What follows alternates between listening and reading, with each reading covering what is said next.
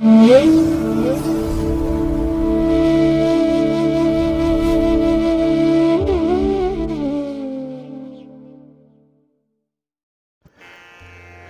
ಮಹಾಗಣಪತಿಯೇ ನಮಃ. ಶ್ರೀ ಗುರುಭ್ಯೋ ನಮಃ. ಹರಿ ಓಂ. ಸಿರಿಗನ್ನಡ ಸುದ್ದಿವಾಹಿನಿಯ ಸದಭಿಮಾನದ ಸಹೃದಯ ವೀಕ್ಷಕ ಮಹಾಶಯರೇ, ತಮಗೆಲ್ಲರಿಗೂ ಕೂಡ ಸಿರಿಗನ್ನಡ ಸುದ್ದಿವಾಹಿನಿಗೆ ಸ್ವಾಗತ. ದಯಾಮಯನಾದಂಥ ಭಗವಂತನ ಅನುಗ್ರಹ ತಮ್ಮೆಲ್ಲರಿಗೆ ಪ್ರಾಪ್ತಿಯಾಗಲಿ, ತಮ್ಮೆಲ್ಲರ ಜೀವನ ಆರೋಗ್ಯದಾಯಕವಾಗಿರಲಿ, ಸಂತೃಪ್ತಿದಾಯಕವಾಗಿರಲಿ ಎಂದು ಭಗವಂತನಲ್ಲಿ ಪ್ರಾರ್ಥನೆಯನ್ನು ಮಾಡ್ತಾ ಈ ದಿನದ ವಿಶೇಷ ಕಾರ್ಯಕ್ರಮವನ್ನು ನೋಡೋಣ. ಹಾಗೆ ದ್ವಾದಶ ರಾಶಿಯವರ ಗೋಚಾರ ಫಲಗಳು ಹೇಗಿವೆ ಅನ್ನೋದನ್ನು ಕೂಡ ತಿಳಿಯೋಣ ಬನ್ನಿ. ವೀಕ್ಷಕರೇ, ಈ ದಿನ ತಮ್ಮ ಹುಟ್ಟುಹಬ್ಬವನ್ನು ಆಚರಿಸ್ಕೊಳ್ತಾ ಇರುವಂಥ ತಮಗೆಲ್ಲರಿಗೂ ಕೂಡ ಹುಟ್ಟುಹಬ್ಬದ ಶುಭಾಶಯಗಳು. ಹಾಗೆ ಈ ದಿನಾಂಕದಂದು ವಿವಾಹವಾಗಿರುವಂಥ ದಂಪತಿಗಳಿಗೂ ಕೂಡ ವಿವಾಹ ವಾರ್ಷಿಕೋತ್ಸವದ ಶುಭಾಶಯಗಳನ್ನು ಹೇಳ್ತಾ ಭಗವಂತ ತಮಗೆಲ್ಲರಿಗೂ ಕೂಡ ಸಕಲ ಸನ್ಮಂಗಳಗಳನ್ನು ಕರುಣಿಸಲಿ ಅಂತ ಹೇಳಿ ಸಿರಿಗನ್ನಡ ಸುದ್ದಿವಾಹಿನಿಯ ಪರವಾಗಿ ಪ್ರಾರ್ಥಿಸುತ್ತೇನೆ. ಪ್ರೀತಿಯ ವೀಕ್ಷಕ ಬಂಧುಗಳೇ, ಈ ದಿನ 2024 ಜನವರಿ ತಿಂಗಳ 8ನೇ ತಾರೀಕು, ಇಂದು ವಾಸರ ಅಂದರೆ ಸೋಮವಾರ. ಈ ಸೋಮವಾರದ ನಿತ್ಯ ಪಂಚಾಂಗ ಫಲ ಹೇಗಿದೆ ನೋಡೋಣ ಬನ್ನಿ. ಶ್ರೀ ಶೋಭಕೃತು ನಾಮ ಸಂವತ್ಸರೆ, ದಕ್ಷಿಣಾಯಿನೆ, ಹೇಮಂತ ಋತು, ಮಾರ್ಗಶಿರ ಮಾಸ, ಕೃಷ್ಣ ಪಕ್ಷದ ದ್ವಾದಶಿಯ ತಿಥಿ ಈ ದಿನ ಇದೆ. ಇದು ಈ ದಿನ ರಾತ್ರಿ 8:46 ಇರಲಿದೆ. ಇನ್ನು ಈ ದಿನದ ನಕ್ಷತ್ರ ಅನುರಾಧ ನಕ್ಷತ್ರ. ಇದು ಈ ದಿನ ರಾತ್ರಿ 7:39 ಇರಲಿದೆ. ಇನ್ನು ಈ ದಿನದ ಕರ್ಣ ಪೂರ್ವಕರ್ಣ ಕೌಳವ. ಇದು ಈ ದಿನ ಮಧ್ಯಾಹ್ನ 12:31 ಇರಲಿದೆ. ನಂತರ ಉತ್ತರ ಕರ್ಣ ತೈತಿಲ ಆರಂಭ ಆಗುತ್ತೆ. ಈ ದಿನದ ಯೋಗ ಗಂಡ ಯೋಗ, ದಿಕ್ಷೂಲೆ ಪೂರ್ವ ದಿಕ್ಕು. ಹಾಗೆ ಈ ದಿನ ಸೂರ್ಯ ಇರುವಂಥ ರಾಶಿ ಧನಸ್ಸು, ಚಂದ್ರ ಇರುವಂಥ ರಾಶಿ ವೃಶ್ಚಿಕ. ಇನ್ನು ಈ ದಿನ ರಾಹುಕಾಲ ಇರುವಂಥ ಸಮಯ ಈ ದಿನ ಬೆಳಿಗ್ಗೆ 8:11 ಬೆಳಿಗ್ಗೆ 9:37 ಇನ್ನು ಗುಳಿಕ ಕಾಲ ಈ ದಿನ ಮಧ್ಯಾಹ್ನ 1:55 ಅಪರಾಹ್ನ 3:21 ಹಾಗೆ ಯಮಗಂಡ ಕಾಲ ಈ ದಿನ ಬೆಳಿಗ್ಗೆ 11:03 ಮಧ್ಯಾಹ್ನ 12:29 ಇರಲಿದೆ. ಇನ್ನು ಈ ದಿನ ದುಷ್ಟ ಮುಹೂರ್ತ ಇರುವಂಥ ಸಮಯ ಅಂತ ಹೇಳಿದ್ರೆ ಇದು ಈ ದಿನ ಮಧ್ಯಾಹ್ನ 12:48 ಮಧ್ಯಾಹ್ನ 1:30 ಹಾಗೆ ಅಪರಾಹ್ನ 2:53 ಅಪರಾಹ್ನ 3:35 ದುಷ್ಟ ಮುಹೂರ್ತ ಇರುವಂಥ ಸಮಯ. ಹಾಗಾಗಿ ಈ ಸಮಯದಲ್ಲಿ ಯಾವುದೇ ಪ್ರಯಾಣವನ್ನಾಗಲಿ ಯಾವುದೇ ಶುಭ ಕಾರ್ಯಗಳನ್ನಾಗಲಿ ಆರಂಭ ಮಾಡಬೇಡಿ. ಏಕೆಂದರೆ ನೀವು ಯಾವುದೇ ಕೆಲಸಗಳನ್ನು ಈ ದುಷ್ಟ ಮುಹೂರ್ತದಲ್ಲಿ ಆರಂಭ ಮಾಡಿದ್ರೂ ಅದರಿಂದ ಬರುವಂಥ ಫಲಿತಾಂಶಗಳೇನಿದೆ ಅದು ನಿಮಗೆ ಅಷ್ಟೊಂದು ಅನುಕೂಲಕರವಾಗಿ ಇರೋದಿಲ್ಲ. ಅದರಿಂದಲೇ ಈ ದುಷ್ಟ ಮುಹೂರ್ತವನ್ನು ಅವಾಯ್ಡ್ ಮಾಡುವಂಥದ್ದು ತುಂಬ ಉತ್ತಮ. ಇನ್ನು ಈ ದಿನ ಅಭಿಜಿತ್ ಮುಹೂರ್ತ ಇರುವಂಥ ಸಮಯ ಈ ದಿನ ಮಧ್ಯಾಹ್ನ 12:06 ಮಧ್ಯಾಹ್ನ 12:48 ಅಭಿಜಿತ್ ಮುಹೂರ್ತ ಇರುವಂಥ ಸಮಯ. ಇನ್ನು ಈ ದಿನ ವಿಶೇಷವಾಗಿ ಅಮೃತ ಕಾಲ ಇರುವಂಥ ಸಮಯ ಅಂತ ಹೇಳಿದ್ರೆ ಈ ದಿನ ಬೆಳಿಗ್ಗೆ 11:21 ಮಧ್ಯಾಹ್ನ 12:17 ಅಮೃತ ಕಾಲದ ಸಮಯ. ಹಾಗೆ ಈ ದಿನ ಸೂರ್ಯೋದಯ ಆಗುವಂಥ ಸಮಯ ಪ್ರಾತಃ ಕಾಲ 6:44 ಇನ್ನು ಸೂರ್ಯಾಸ್ತ ಸಂಜೆ 6:06. ಹಾಗೆ ಈ ದಿನ ವಿಶೇಷವಾಗಿ ಚಂದ್ರನಿಂದ ಶುಭ ಫಲಗಳನ್ನು ಪಡ್ಕೊಳ್ಳುವಂಥ ರಾಶಿಗಳು ಅಂದರೆ ಚಂದ್ರನ ಬಲ ಇರುವಂಥ ರಾಶಿಯವರು ಯಾರ್ಯಾರು ಅಂತ ಹೇಳಿದ್ರೆ ವೃಷಭ, ಮಿಥುನ, ಕನ್ಯಾ, ವೃಶ್ಚಿಕ, ಮಕರ ಮತ್ತು ಕುಂಭ. ಈ 6 ರಾಶಿಯವರಿಗೆ ಒಳ್ಳೆಯ ಯೋಗ ಇದೆ. ಇನ್ನು ಉಳಿದ 6 ರಾಶಿಯವರಿಗೆ ಈ ದಿನ ಮಿಶ್ರ ಫಲದ ಯೋಗ ಇರುತ್ತೆ. ಅದನ್ನು ಮುಂದೆ ದ್ವಾದಶ ರಾಶಿಯವರ ಗೋಚಾರ ಫಲಗಳನ್ನು ನೋಡುವಂಥ ಸಂದರ್ಭದಲ್ಲಿ ಮತ್ತಷ್ಟು ವಿಚಾರಗಳನ್ನು ತಿಳ್ಕೊಳ್ಳೋಣ. ಇನ್ನು ಈ ದಿನದ ಹೊರದ ಅಧಿಪತಿ ಚಂದ್ರ. ಚಂದ್ರ ಅಂತ ಹೇಳಿದ್ರೆ ಮನಃಕಾರಕ. ಹಾಗಾಗಿ ಮನಸ್ಸಿಗೆ, ಕಲ್ಪನೆಗೆ, ಯಶಸ್ಸಿಗೆ ಕಾರಕನಾಗಿರುವಂಥವನು ಚಂದ್ರ. ಹಾಗೆ ಪ್ರಯಾಣಕ್ಕೆ ಅಂದರೆ ಪ್ರವಾಸಕ್ಕೂ ಕೂಡ ಕಾರಕನಾಗಿರುವಂಥವನು ಚಂದ್ರ. ಹಾಗಾಗಿ ಈ ದಿನ ನೀವು ಮಾಡುವಂಥ ಪ್ರಯಾಣ ಶುಭಕರವಾಗಿರುತ್ತೆ, ಲಾಭಕರವಾಗಿರುತ್ತೆ. ಹಾಗೆ ಈ ದಿನದಲ್ಲಿ ಕಲೆ ಮತ್ತು ಸಾಹಿತ್ಯ ಕ್ಷೇತ್ರದಲ್ಲಿ ತೊಡಗಿಸ್ಕೊಂಡಿರುವಂಥವ್ರಿಗೂ ಕೂಡ ಉತ್ತಮ ಅವಕಾಶಗಳಿರುತ್ತೆ.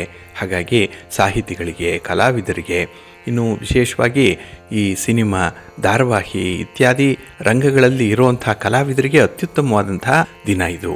ಹಾಗಾಗಿ ನಿಮ್ಮ ಪ್ರತಿಭೆಗೆ ಉತ್ತಮ ಸ್ಥಾನಮಾನ ಸಿಕ್ಕುವಂಥ ಒಂದು ವಿಶೇಷ ದಿನ ಇದು. ಹಾಗೆ ಈ ದಿನ ಇರುವಂಥ ಗುರುಹೋರದ ಸಮಯ ಅಂತ ಹೇಳಿದ್ರೆ ಇದು ಈ ದಿನ ಬೆಳಿಗ್ಗೆ 8 ಗಂಟೆ 38 ನಿಮಿಷದಿಂದ ಬೆಳಿಗ್ಗೆ 9 ಗಂಟೆ 35 ನಿಮಿಷದವರೆಗೆ, ಇನ್ನು ಅಪರಾಹ್ನ 3 ಗಂಟೆ 17 ನಿಮಿಷದಿಂದ 4 ಗಂಟೆ 14 ನಿಮಿಷದವರೆಗೆ, ಹಾಗೆ ರಾತ್ರಿ 10 ಗಂಟೆ 20 ನಿಮಿಷದಿಂದ ರಾತ್ರಿ 11 ಗಂಟೆ 23 ನಿಮಿಷದವರೆಗೆ ಗುರುಹೋರ ಇರುವಂಥ ಸಮಯ. ಆದರೆ ಈ ದಿನ ಇರುವಂಥ ಶನಿಹೋರ ಏನಿದೆ ಇದು ಸ್ವಲ್ಪ ಅನ್ಫೇವರಬಲ್ ಆಗಿ ಇರುವಂಥದ್ದು. ಕೆಲವು ಕೆಲಸ ಕಾರ್ಯಗಳು ನಿಧಾನವಾಗಿ ನಡೆಯುತ್ತೆ, ಫಲಿತಾಂಶಗಳು ಬೇಗ ಸಿಕ್ಕಲ್ಲ. ಹಾಗಾಗಿನೇ ನಿಮ್ಮ ತಾಳ್ಮೆಯನ್ನು ಪರೀಕ್ಷೆ ಮಾಡುವಂತಹ ಸಂದರ್ಭ ಬರಬಹುದು. ಹಾಗಾಗಿ ಈ ದಿನ ಶನಿಹೋರದಲ್ಲಿ ಯಾವುದೇ ಪ್ರಮುಖವಾದಂಥ ಕೆಲಸ ಕಾರ್ಯಗಳನ್ನು ಆರಂಭ ಮಾಡಬೇಡಿ.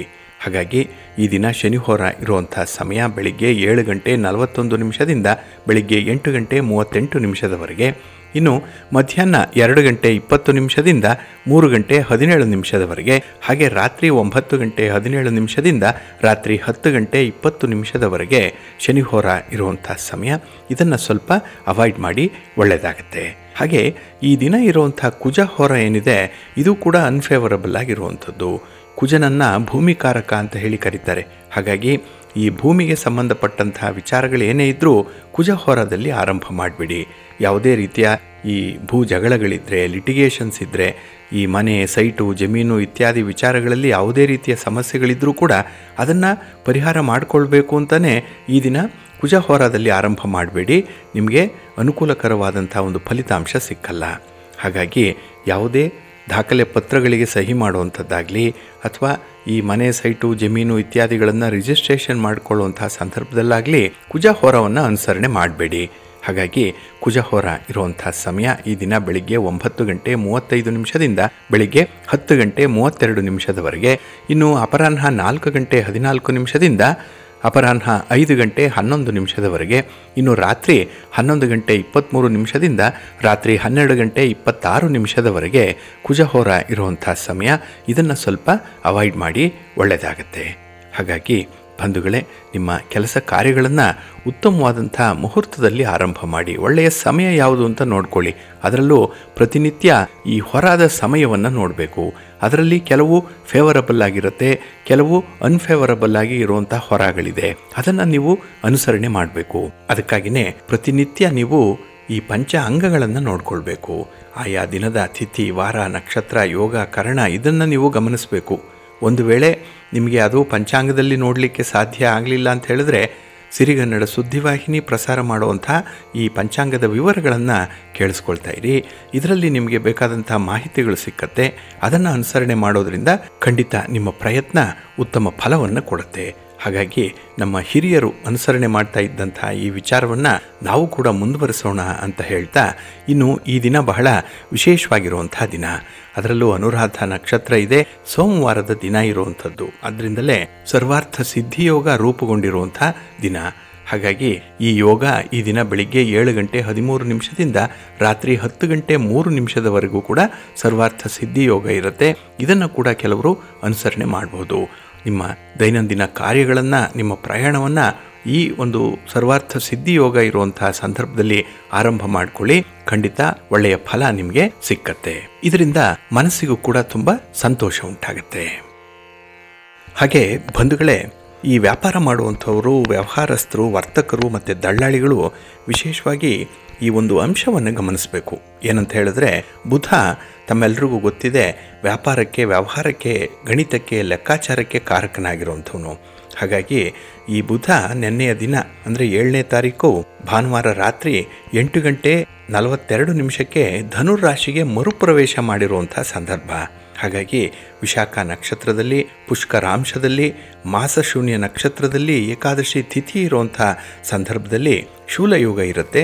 ಇಲ್ಲಿ ಬಲವಕರಣ ಇದೆ, ಅಗ್ನಿಪಂಚಕ, ರವಿಹೋರ, ಕರ್ಕಾಟಕ ಲಗ್ನ, ಆಶ್ಲೇಷ ನಕ್ಷತ್ರ ಇರುವಂಥ ಸಂದರ್ಭದಲ್ಲಿ ಬುಧನ ಪ್ರವೇಶ ಆಗಿದೆ ಧನುರಾಶಿಗೆ. ಹಾಗಾಗಿ ಈ ವ್ಯಾಪಾರ ವ್ಯವಹಾರಗಳಲ್ಲಿ ಕೆಲವೊಂದು ಬದಲಾವಣೆಗಳು ಕೂಡ ಆಗುತ್ತೆ. ಇದನ್ನು ಗಮನಿಸಬೇಕು. ಹಾಗಾಗಿ 12 ರಾಶಿಯವರು ಕೂಡ ತಮ್ಮ ಹಣಕಾಸಿನ ವ್ಯವಹಾರ ಅಥವಾ ತಾವು ಮಾಡುವಂಥ ಸ್ವಂತ ಬಿಸ್ನೆಸ್ಸಲ್ಲೂ ಕೂಡ ಕೆಲವೊಂದು ಬದಲಾವಣೆಗಳಾಗುತ್ತೆ, ವ್ಯತ್ಯಾಸಗಳಾಗುತ್ತೆ. ಹಾಗಾಗಿ ಫೆಬ್ರವರಿ 1ನೇ ತಾರೀಕಿನವರೆಗೆ ಬುಧ ಧನುರಾಶಿಯಲ್ಲಿರ್ತಾನೆ. ಹಾಗಾಗಿ ಮೂಲ ನಕ್ಷತ್ರ, ಪೂರ್ವಾಷಾಢ ನಕ್ಷತ್ರ, ಉತ್ತರಾಷಾಢ ನಕ್ಷತ್ರಗಳ ಪರಿಭ್ರಮಣವನ್ನು ಮಾಡುವಂಥವನು ಬುಧ. ಇದನ್ನು ನೀವು ಗಮನಿಸ್ಕೊಂಡು ನಿಮ್ಮ ವ್ಯವಹಾರಗಳನ್ನು ಮುಂದುವರಿಸಿ ಅಂತ ಹೇಳ್ತಾ, ಇನ್ನು ಈ ಸೋಮವಾರದ ದಿನ ಒಂದು ವಿಶೇಷ ಪರಿಹಾರ ಕ್ರಮವನ್ನು ನೀವು ಅನುಸರಣೆ ಮಾಡ್ಬೋದು. ಏಕೆಂದರೆ ಕೆಲವರ ಮನೆಯಲ್ಲಿ ರೋಗ ರುಜಿನದಿಂದ ಕೆಲವರು ಬಳಲ್ತಾ ಇರ್ತಾರೆ. ಎಷ್ಟೇ ವೈದ್ಯಕೀಯ ತಪಾಸಣೆಯನ್ನು ಮಾಡಿದ್ರೂ ಕೂಡ ಅವರಿಗೆ ರೋಗದ ಬಾಧೆ ಕಡಿಮೆ ಆಗಲ್ಲ. ಔಷಧೋಪಚಾರಗಳನ್ನು ಮಾಡಿದ್ರೂ ಕೂಡ ಅವರಿಗೆ ಅನಾರೋಗ್ಯ ಪರಿಸ್ಥಿತಿ ಮುಂದುವರಿತಾನೆ ಇರುತ್ತೆ. ಹಾಗಾಗಿ ಕಾಯಿಲೆಗಳಿಂದ ತಿಂಗಳುಗಳ ಗಟ್ಟಲೆ ಅವರು ಹಾಸಿಗೆಯಿಂದ ಹಿಡಿದಿರ್ತಾರೆ. ಅಂಥ ನರಳುತ್ತಾ ಇರುವಂಥವ್ರಿಗೆ ಸ್ವಲ್ಪ ಚೇತರಿಕೆ ಬರಬೇಕು, ಸ್ವಲ್ಪ ಎನರ್ಜಿ ಬರಬೇಕು ಅಂತ ಹೇಳಿದ್ರೆ ಒಂದು ಪರಿಹಾರ ಕ್ರಮವನ್ನು ನೀವು ಅನುಸರಣೆ ಮಾಡಿ. ಅದೇನೆಂದರೆ, ಈ ಶುಕ್ಲ ಪಕ್ಷದ ಸೋಮವಾರದಿಂದ ಆರಂಭ ಮಾಡಿ. ಆದರೆ ಈ ದಿನ ಇರುವಂಥದ್ದು ಕೃಷ್ಣ ಪಕ್ಷದ ಸೋಮವಾರ. ಇನ್ನು ಮುಂದೆ ಅಮಾವಾಸ್ಯೆಯ ನಂತರ ಬರುವಂತಹ ಸೋಮವಾರದಿಂದ ಇದನ್ನು ಆರಂಭ ಮಾಡಿ 60 ದಿನಗಳ ಕಾಲ ನಿರಂತರವಾಗಿ ಒಂದು ಪರಿಹಾರ ಕ್ರಮವನ್ನು ಮಾಡಬೇಕು. ಏನಂತ ಹೇಳಿದ್ರೆ, ನೀವು ನಿಮ್ಮ ಮನೆಯಲ್ಲಿ ಶಿವಲಿಂಗ ಇದ್ದರೆ ಅಥವಾ ನಿಮ್ಮ ಹತ್ತಿರದಲ್ಲಿ ಯಾವುದಾದ್ರೂ ಶಿವನ ದೇವಸ್ಥಾನ ಇದ್ದರೆ ಅಲ್ಲಿ ಶಿವಲಿಂಗಕ್ಕೆ ಅರಿಶಿನದಿಂದ ಕಲಸಿರುವಂತಹ ಮಂತ್ರಾಕ್ಷತೆಯನ್ನು ಪ್ರತಿದಿನ ಬೆಳಿಗ್ಗೆ ಮತ್ತು ಸಂಜೆ ಶಿವನಿಗೆ ಅರ್ಪಿಸಬೇಕು. ಹಾಗಾಗಿ 108 ಸಲ ನೀವು ಈ ಮಂತ್ರಾಕ್ಷತೆಯನ್ನು ಶಿವಲಿಂಗದ ಮೇಲೆ ಪೂಜೆಯ ರೂಪದಲ್ಲಿ ಮಾಡಬೇಕಾಗತ್ತೆ. ಇಲ್ಲಿ ಬೆಳಿಗ್ಗೆ 5 ಗಂಟೆಯಿಂದ 7 ಗಂಟೆಯವರೆಗೆ, ಇನ್ನು ಸಂಜೆ 5 ಗಂಟೆಯಿಂದ 7 ಗಂಟೆಯವರೆಗೆ 60 ದಿನಗಳ ಕಾಲ ನಿರಂತರವಾಗಿ ಇದನ್ನು ಮಾಡಬೇಕು. ಅದರಲ್ಲೂ ಒಂದು 2-3 ಕಾಳುಗಳನ್ನು ಓಂ ನಮಃ ಶಿವಾಯ ಅಂತ ಹೇಳ್ತಾ 108 ಸಲ ಜಪ ಮಾಡ್ತಾ 108 ಸಲ ಈ ಮಂತ್ರಾಕ್ಷತೆಯನ್ನು ಶಿವಲಿಂಗದ ಮೇಲೆ ಅರ್ಚನೆಯ ರೂಪದಲ್ಲಿ ಮಾಡಿ, ಖಂಡಿತ ಇದು ನಿಮಗೆ ಒಳ್ಳೆಯ ಫಲವನ್ನು ಕೊಡುತ್ತೆ. ಅದರಲ್ಲೂ ಪುಷ್ಯ ನಕ್ಷತ್ರ ಇರುವಂತಹ ದಿನ ಶುರು ಮಾಡಿದ್ರೆ ರೋಗ ಬಹಳ ಬೇಗ ಗುಣಮುಖವಾಗುತ್ತೆ. ಹಾಗಾಗಿ ಆ ರೋಗದ ಬಾಧೆ ಸಂಪೂರ್ಣವಾಗಿ ಗುಣ ಆಗದೇ ಇದ್ರೂ ಕೂಡ ಆ ರೋಗಿಗೆ ಒಂದು ರೀತಿಯಲ್ಲಿ ಎನರ್ಜಿ ಬರುತ್ತೆ. ತಮ್ಮ ಕೆಲಸ ಕಾರ್ಯಗಳನ್ನು ತಾವೇ ಮಾಡಿಕೊಳ್ಳುವಂಥ ಒಂದು ಬಲ ಅವರಿಗೆ ಉಂಟಾಗುತ್ತೆ. ಹಾಗಾಗಿ ಶಿವಲಿಂಗಕ್ಕೆ ಈ ಮಂತ್ರಾಕ್ಷತೆಯನ್ನು ಅರ್ಪಿಸೋದು ಬಹಳ ವಿಶೇಷವಾದ ಫಲಗಳನ್ನು ಕೊಡುತ್ತೆ. ಇದನ್ನು ನೀವು ನಂಬಿಕೆಯಿಂದ ನಿಷ್ಠೆಯಿಂದ ಮಾಡಿ ಒಳ್ಳೆಯದಾಗತ್ತೆ. ಇನ್ನೊಂದು ಪರಿಹಾರ ಕ್ರಮವನ್ನು ಕೂಡ ಅನುಸರಣೆ ಮಾಡ್ಬೋದು. ಅದರಲ್ಲೂ ಅನಾರೋಗ್ಯ ಪೀಡಿತರಾದಂತಹ ವ್ಯಕ್ತಿ ತುಂಬ ದಿನದಿಂದ ಹಾಸಿಗೆಯನ್ನು ಹಿಡಿದಿದ್ದರೆ, ಆತ ಚೇತರಿಸಿಕೊಳ್ಳುವಂಥ ಒಂದು ಲಕ್ಷಣ ಯಾವುದೇ ರೀತಿಯಲ್ಲಿ ಕಂಡು ಬರಲಿಲ್ಲ ಅಂತ ಹೇಳಿದ್ರೆ ಮತ್ತೊಂದು ಪರಿಹಾರ ಕ್ರಮವನ್ನು ಮಾಡ್ಬೋದು. ಏಕೆ ಅಂತ ಹೇಳಿದ್ರೆ, ಆ ವ್ಯಕ್ತಿ ಹಾಸಿಗೆ ಹಿಡಿದಿದ್ದಾಗ ಹಾಸಿಗೆಯಿಂದ ಪ್ರತಿದಿನ ಸ್ವಲ್ಪ ಹೊತ್ತಾದರೂ ಮೇಲೆ ಏಳಬೇಕು, ತಮ್ಮ ಕೆಲಸ ಕಾರ್ಯಗಳನ್ನು ತಾವೇ ನಿರ್ವಹಣೆ ಮಾಡಿಕೊಳ್ಬೇಕು, ಸ್ವಲ್ಪ ವಾಕ್ ಮಾಡುವಂಥದ್ದು ಅಥವಾ ಮನೆಯ ಒಳಗೆ ಓಡಾಡುವಂಥ ಒಂದು ಚೈತನ್ಯವನ್ನು ಅವರು ಪಡ್ಕೊಳ್ಬೇಕಾಗತ್ತೆ. ಅಂತಹ ಸಂದರ್ಭದಲ್ಲಿ ಹಾಸಿಗೆ ಹಿಡಿದಂತಹ ವ್ಯಕ್ತಿ ಯಾರಿದ್ದಾರೆ, ಈ ಕಾಯಿಲೆಯಿಂದ ಇರುವಂಥವರು, ಅವರು ಮಲಗುವಂತಹ ದಿಂಬಿನ ಕೆಳಗೆ 21 ರೂಪಾಯಿಗಳನ್ನು ಇಟ್ಟು ಮಾರನೇ ದಿನ ಬೆಳಿಗ್ಗೆ ಆ ದಿಂಬಿನ ಕೆಳಗೆ ಇಟ್ಟಿರುವಂಥ 21 ರೂಪಾಯಿಗಳನ್ನು ಮನೆಯ ಬಳಿ ಸ್ವಚ್ಛ ಮಾಡುವಂಥ ಸಿಬ್ಬಂದಿಯವರು ಬರ್ತಾ ಇರ್ತಾರೆ, ಕರ್ಮಚಾರಿಗಳು ಬರ್ತಾರೆ, ಅಥವಾ ರಸ್ತೆ ಗುಡಿಸುವಂಥವರು ಅಥವಾ ಬೇರೆ ಯಾವುದೇ ರೀತಿಯಲ್ಲಿ ಸ್ವಚ್ಛತಾ ಕಾರ್ಯವನ್ನು ಮಾಡುವಂಥವ್ರಿಗೆ ದಾನವಾಗಿ ಕೊಡಿ. ಇದನ್ನು ನೀವು ನಿರಂತರವಾಗಿ 21 ದಿನಗಳ ಕಾಲ ಮಾಡಬೇಕಾಗತ್ತೆ. ಇದು ಮಧ್ಯೆ ನಿಲ್ಲಬಾರ್ದು. ಒಂದು ವೇಳೆ ಅದೇನಾದರೂ ನಿಂತರೆ ಮತ್ತೆ 21 ದಿನಗಳು ನೀವು ಅದನ್ನು ಮುಂದುವರಿಸಬೇಕಾಗತ್ತೆ. ಹಾಗಾಗಿ ಹಾಸಿಗೆ ಹಿಡಿದಂಥ ವ್ಯಕ್ತಿಯ ಆತ್ಮಶಕ್ತಿ ಅಥವಾ ಚೈತನ್ಯ ಕ್ರಮೇಣವಾಗಿ ಉತ್ತಮ ಸ್ಥಿತಿಯಲ್ಲಿರಲಿ ಅಂತ ಹೇಳಿ ಪರಮಾತ್ಮನನ್ನು ಪ್ರಾರ್ಥನೆ ಮಾಡ್ತಾ ನೀವು ಈ ಒಂದು ದಾನವನ್ನು ಮಾಡುವಂಥದ್ದನ್ನು ಮುಂದುವರಿಸಿ ನಿರಂತರವಾಗಿ ಮಾಡಿ ಉತ್ತಮ ಫಲಿತಾಂಶವನ್ನು ಕಾಣ್ತೀರಿ. ಇದೆಲ್ಲ ಕೂಡ ಹಿರಿಯರು ತಿಳಿಸಿರುವಂಥ ಒಂದು ಸರಳ ಪರಿಹಾರ ಮಾರ್ಗಗಳು. ಕೆಲವರು ಇದನ್ನು ನಿಷ್ಠೆಯಿಂದ ನಂಬಿಕೆಯಿಂದ ಅನುಸರಣೆ ಮಾಡ್ತಾರೆ. ಅಂಥವ್ರಿಗೆ ನಿಧಾನವಾಗಾದರೂ ಕೂಡ ಒಳ್ಳೆಯ ಫಲಗಳು ಸಿಕ್ಕತ್ತೆ. ಹಾಗಾಗಿ ನಿಮಗೂ ಇಂಥ ಒಂದು ಪರಿಹಾರದಲ್ಲಿ ಆಸಕ್ತಿ ಇದ್ದರೆ, ಮನೆಯಲ್ಲಿ ಯಾರಾದರೂ ಅನಾರೋಗ್ಯದಿಂದ ಇರುವಂಥವರು, ತುಂಬ ದಿವಸಗಳಿಂದ ಹಾಸಿಗೆ ಹಿಡಿದಿದ್ದಂಥವ್ರು ಏನಾದರೂ ಇದ್ದರೆ ಅಂಥವರಿಗಾಗಿ ಈ ಒಂದು ಪುಟ್ಟ ಪ್ರಯತ್ನವನ್ನು ಮಾಡಿ ಇದರಲ್ಲಿ ಆಗುವಂಥ ಬದಲಾವಣೆಗಳನ್ನು ನೀವು ಗಮನಿಸಬಹುದು. ನಿಮ್ಮ ಪ್ರಯತ್ನ ಸಫಲವಾಗುತ್ತೆ. ಒಳ್ಳೆಯದಾಗಲಿ. ಹಾಗೆ ಬಂಧುಗಳೇ, ನಮ್ಮ ವೀಕ್ಷಕರು ಪ್ರತಿದಿನ ಕೆಲವಾರು ಪ್ರಶ್ನೆಗಳನ್ನು ಕೇಳ್ತಾ ಇದ್ದೀರಿ. ಆದರೆ ಸಮಯದ ಅಭಾವದಿಂದ ಕೆಲವೊಂದು ದಿನದಲ್ಲಿ ಅದಕ್ಕೆ ಉತ್ತರಿಸಲಿಕ್ಕೆ ನಮಗೆ ಸಾಧ್ಯ ಆಗಲ್ಲ. ಹಾಗಾಗಿ ನಿಜವಾಗ್ಲೂ ನೀವು ಆ ಪ್ರಶ್ನೆಗೆ ಉತ್ತರವನ್ನು ಅಥವಾ ಯಾವುದೇ ರೀತಿಯ ಪರಿಹಾರಗಳನ್ನು ಕಂಡುಕೊಳ್ಬೇಕು ಅಂತ ಇದ್ದರೆ ಅಂತಹ ಪ್ರಶ್ನೆಗಳನ್ನು ಮರುದಿನ ಮತ್ತೆ ಕೇಳುವಂಥ ಒಂದು ಪ್ರಯತ್ನವನ್ನು ಮಾಡಿ. ಒಂದು ದಿನ ಕೇಳಿ ಅಲ್ಲಿಗೆ ಸುಮ್ಮನಾಗಬೇಡಿ. ಮರಳಿ ಯತ್ನವ ಮಾಡು ಅಂತ ಹೇಳಿದಾಗೆ ಪ್ರತಿದಿನ ನೀವು ಅಂಥ ಒಂದು ಪ್ರಯತ್ನವನ್ನು ಮಾಡ್ತಾ ಇರಿ, ಪ್ರಶ್ನೆಯನ್ನು ಕೇಳ್ತಾ ಇರಿ. ನಿಮಗೆ ಒಂದಲ್ಲ ಒಂದು ದಿನದಲ್ಲಿ ಆ ಪ್ರಶ್ನೆಗೆ ಉತ್ತರಗಳು ಸಿಕ್ಕತ್ತೆ, ನಿಖರವಾದ ಮಾಹಿತಿ ಸಿಕ್ಕತ್ತೆ. ಅದನ್ನು ನಂಬಿಕೆಯಿಂದ ಅನುಸರಣೆ ಮಾಡಿ ಖಂಡಿತ ಒಳ್ಳೆಯ ಫಲಿತಾಂಶಗಳು ಸಿಕ್ಕತ್ತೆ ಅಂತ ಹೇಳ್ತಾ, ಇನ್ನು ಈ ದಿನ ನಮ್ಮ ವೀಕ್ಷಕರು ಕೇಳಿರುವಂಥ ಒಂದೆರಡು ಪ್ರಶ್ನೆಗಳನ್ನು ನೋಡೋಣ. ಇದರಲ್ಲಿ ನಮ್ಮ ವೀಕ್ಷಕರೊಬ್ಬರು ಕೇಳ್ತಾ ಇದ್ದಾರೆ, ಹೊಸ ಶಂಖವನ್ನು ಮನೆಯಲ್ಲಿ ಬಳಸುವ ಮೊದಲು ಅದನ್ನು ಶುದ್ಧೀಕರಣ ಮಾಡಬೇಕಾ ಅಂತ ಹೇಳಿ. ಹಾಗಾಗಿ ಬಂಧುಗಳೇ, ನೀವು ಯಾವುದೇ ರೀತಿಯ ಪೂಜಾ ಸಾಮಗ್ರಿಗಳನ್ನು ಮನೆಗೆ ತಂದಾಗಲಿ ಅಥವಾ ಆಭರಣಗಳನ್ನು, ಒಡವೆಗಳನ್ನು ಧರಿಸಲಿಕ್ಕೆ ಮನೆಗೆ ತಂದಾಗಲಿ ನೀವು ಅದನ್ನು ಶುದ್ಧೀಕರಣ ಮಾಡಲೇಬೇಕಾಗತ್ತೆ.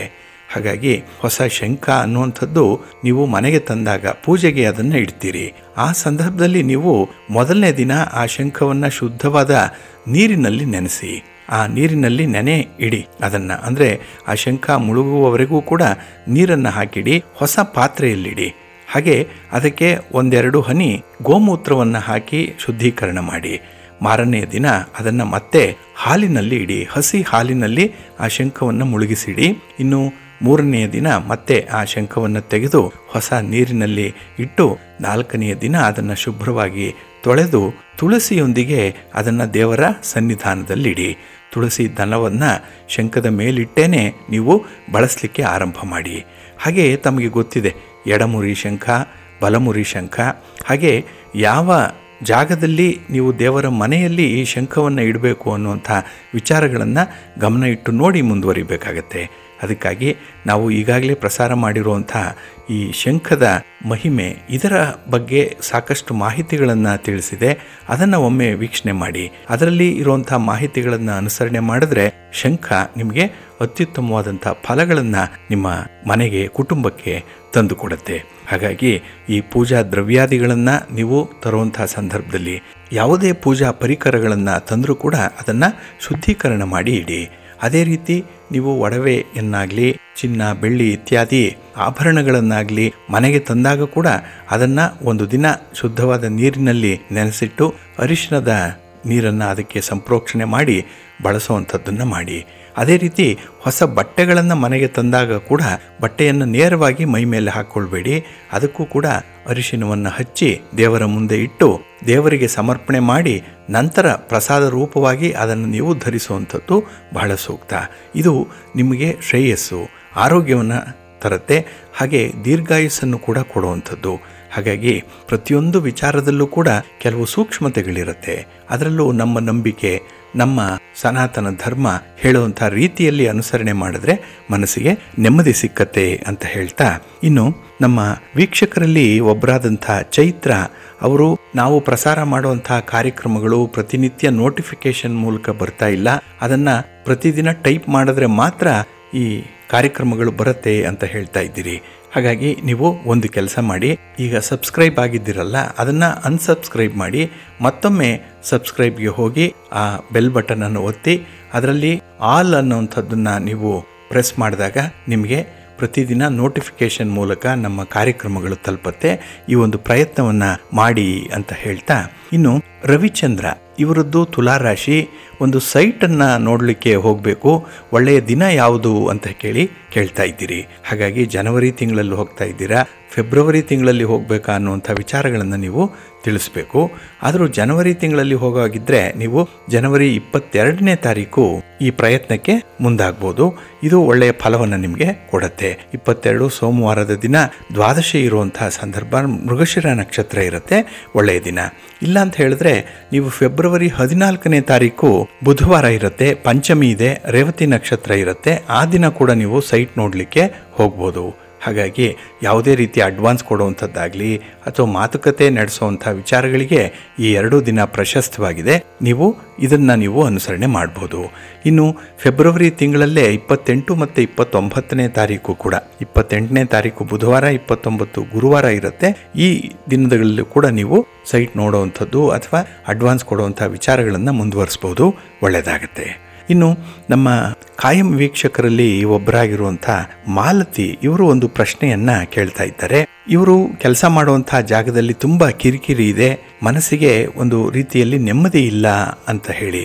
ಹಾಗಾಗಿ ಮಾಲತಿಯವರು ಕೊಟ್ಟಿರುವಂತಹ ಹುಟ್ಟಿದ ದಿನಾಂಕ ಮತ್ತು ಸಮಯವನ್ನು ನೋಡಿದ್ರೆ ನಿಮ್ಮದು ಸಿಂಹ ರಾಶಿಗೆ ಬರುತ್ತೆ. ಉತ್ತರ ಫಲ್ಗುಣಿ ನಕ್ಷತ್ರ 1ನೇ ಪಾದ, ಆದರೆ ಮಕರ ಲಗ್ನದಲ್ಲಿ ನೀವು ಜನಿಸಿರುವಂಥದ್ದು. ಇಲ್ಲಿ ಕೃಷ್ಣ ಪಕ್ಷದ ತೃತೀಯ ಅಂದರೆ 3ನೇ ದಿವಸದ ತಿಥಿಯಲ್ಲಿ ಸುಕರ್ಮ ಯೋಗದಲ್ಲಿ ನಿಮ್ಮದು ಜನನ ಆಗಿದೆ. ನಿಮ್ಮ ರಾಶಿಯ ಅಧಿಪತಿ ರವಿ, ನಕ್ಷತ್ರದ ಅಧಿಪತಿ ಕೂಡ ರವಿ, ಇನ್ನು ಲಗ್ನದ ಅಧಿಪತಿ ಶನಿಯಾಗಿದ್ದಾನೆ. ಇಲ್ಲಿ ನೋಡಿ, ರಾಶಿಯ ಅಧಿಪತಿ ಮತ್ತು ಲಗ್ನದ ಅಧಿಪತಿ ರವಿ ಮತ್ತು ಶನಿ ಆಗಿರ್ತಾರೆ. ಇಲ್ಲಿ ರವಿಯ ಮಗ ಶನಿ, ಹಾಗಾಗಿ ತಂದೆ ಮಕ್ಕಳಿಗೆ ಪರಸ್ಪರ ವೈರತ್ವ ಇರುತ್ತೆ, ಶತ್ರು ಇವರಿಬ್ಬರು ಕೂಡ ಪರಸ್ಪರ. ಹಾಗಾಗಿನೇ ಇಲ್ಲಿ ನಿಮ್ಮ ಕುಂಡಲಿಯನ್ನು ನೀವು ಗಮನಿಸಿದ್ರೆ ಲಗ್ನದಲ್ಲಿ ಗುರು, ರವಿ ಮತ್ತು ಬುಧ ಮೂವರು ಒಟ್ಟಿಗೆ ಇದ್ದಾರೆ. ಅಂದರೆ ಮಕರ ಲಗ್ನದಲ್ಲಿ, ಅಂದರೆ ಮಕರ ರಾಶಿಯಲ್ಲಿದ್ದಾರೆ. ಹಾಗೆ ಲಗ್ನದಿಂದ 3ನೇ ಮನೆಯಲ್ಲಿ ಶುಕ್ರ ಮತ್ತು ಕುಜ ಒಟ್ಟಿಗೆ ಇದ್ದಾರೆ. ಇನ್ನು 4ರಲ್ಲಿ ರಾಹು, 10ರಲ್ಲಿ ಕೇತು, 11ರಲ್ಲಿ ಶನಿ ಇರುವಂಥದ್ದು. ಹಾಗಾಗಿ ನಿಮ್ಮ ಕುಂಡಲಿಯಲ್ಲಿ ಇರುವಂಥ ಈ ನವಗ್ರಹಗಳ ಸ್ಥಾನಗಳು ಈ ರೀತಿ ಇರುತ್ತೆ. ಇನ್ನು ಗುರು ಮಕರ ರಾಶಿಯಲ್ಲಿರೋದ್ರಿಂದ ನೀಚ ಸ್ಥಾನದಲ್ಲಿದ್ದಾನೆ. ಹಾಗಾಗಿ ಈ ಗುರುವಿನಿಂದ ಬರುವಂಥ ಫಲಗಳೇನಿದೆ ಅದು ನಿಮಗೆ ಸಿಗ್ತಾ ಇಲ್ಲ, ಗುರುವಿನ ಮಾರ್ಗದರ್ಶನ ಇಲ್ಲ. ಹಾಗಾಗಿ ನೀವು ಉದ್ಯೋಗ ಮಾಡ್ತಾ ಇರುವಂತಹ ಸ್ಥಳದಲ್ಲಿ ನಿಮ್ಮ ಒಂದು ಬಾಧೆಗಳನ್ನು ಅಥವಾ ನಿಮ್ಮ ಒಂದು ಕಷ್ಟವನ್ನು ಆಲಿಸುವಂಥವರು ನಿಮಗೆ ಸಿಗ್ತಾ ಇಲ್ಲ. ಹಾಗಾಗಿ ಅಂಥ ಒಂದು ಸಂದರ್ಭದಲ್ಲಿ ಯಾರಿಗೆ ಏನನ್ನು ಹೇಳಬೇಕು ಹೇಳಬಾರ್ದು ಅನ್ನೋಂಥ ವಿಚಾರದಲ್ಲಿ ನಿಮಗೆ ಜಿಜ್ಞಾಸೆ ಇರುವಂಥದ್ದು. ಇನ್ನು ರವಿ ಶತ್ರುವಿನ ಮನೆಯಲ್ಲಿದ್ದಾನೆ, ಮಕರ ರಾಶಿಯಲ್ಲಿ ರವಿ ಇದ್ದಾನೆ. ಹಾಗಾಗಿ ಈ ಶತ್ರುವಿನ ಮನೆಯಲ್ಲಿದ್ದಾಗ ರವಿ ಅಲ್ಲಿ ಒಂದು ರೀತಿಯಲ್ಲಿ ಕಿರಿಕಿರಿ ಇರುತ್ತೆ. ಯಾಕೆಂದರೆ ರವಿ ಉದ್ಯೋಗವನ್ನು ಪ್ರತಿನಿಧಿಸುವಂಥವನು, ಅದರಲ್ಲೂ ಸರ್ಕಾರಿ ಕೆಲಸ ಈ ರವಿಯ ಒಳ್ಳೆಯ ಸ್ಥಾನದಲ್ಲಿದ್ದಾಗ ಸಿಕ್ಕತ್ತೆ. ಒಟ್ಟಾರೆ ಈ ರವಿ ಉದ್ಯೋಗವನ್ನು ಅಥವಾ ಒಂದು ಕೆಲಸವನ್ನು ಸೂಚಿಸುವಂಥವನಾಗಿ ಅಲ್ಲಿ ಶತ್ರುವಿನ ಮನೆಯಲ್ಲಿರೋದ್ರಿಂದ ಇಲ್ಲಿ ಮನಸ್ಸಿಗೆ ನೆಮ್ಮದಿ ಅನ್ನುವಂಥದ್ದು ಇರಲ್ಲ ನಿಮಗೆ. ಇನ್ನು ಗುರುವಿಗೆ ಬುಧ ಶತ್ರು, ಹಾಗಾಗಿ ಗುರು ಮತ್ತು ಬುಧ ಇಬ್ಬರು ಒಟ್ಟಿಗೆ ಇದ್ದಾರೆ. ಇಲ್ಲಿ ಬುಧ ಈ ಹಣಕಾಸಿನ ವಿಚಾರಗಳನ್ನು ಅಥವಾ ವ್ಯವಹಾರಗಳನ್ನು ತಿಳಿಸುವಂಥವನು. ಹಾಗಾಗಿ ಹಣ ಬಂದರೂ ಕೂಡ ಅಲ್ಲಿ ಒಂದು ಒಳ್ಳೆಯ ಮಾರ್ಗದರ್ಶನ ಆಗಲಿ, ಬೇರೆಯವರ ಒಂದು ಸಲಹೆ ಆಗಲಿ ಇಲ್ಲದೆ ಇರೋದ್ರಿಂದ ಅದು ನಷ್ಟಕ್ಕೆ ಒಳಗಾಗ್ತಾ ಇದೆ. ಹಾಗಾಗಿ ದುಡಿದದ್ದು ಕೂಡ, ಸಂಪಾದನೆ ಮಾಡಿದ್ದು ನಿಮಗೆ ಕೈಯಲ್ಲಿ ಉಳಿತಾ ಇಲ್ಲ. ಇನ್ನು ಶುಕ್ರ ಮಾತ್ರ ಮೀನರಾಶಿಯಲ್ಲಿರೋದ್ರಿಂದ ಉಚ್ಚ ಸ್ಥಾನದಲ್ಲಿದ್ದಾನೆ. ಇದನ್ನು ನೀವು ಗಮನಿಸಬೇಕು. ಒಟ್ಟಾರೆ ಮಾಲತಿಯವರು ಇಲ್ಲಿ ಗಮನಿಸಬೇಕಾಗಿರುವಂಥದ್ದು, ನಿಮ್ಮ ಜನ್ಮ ಕುಂಡಲಿಯನ್ನು ನೋಡಿದಾಗ ಗುರು ನೀಚ ಸ್ಥಾನದಲ್ಲಿರೋದ್ರಿಂದ ಗುರುವನ್ನು ನೀವು ಬಲಪಡಿಸ್ಕೊಳ್ಬೇಕು. ಅದಕ್ಕಾಗಿಯೇ ನಿಮ್ಮ ಗುರುಗಳ ಸೇವೆಯನ್ನು ಮಾಡುವಂಥದ್ದು. ಇನ್ನು ಗುರುವಾರದ ದಿನ ನಿಮಗೆ ಇಷ್ಟವಾದಂತಹ ಗುರುಗಳ ಸನ್ನಿಧಾನಕ್ಕೆ ಹೋಗಿ ಬನ್ನಿ.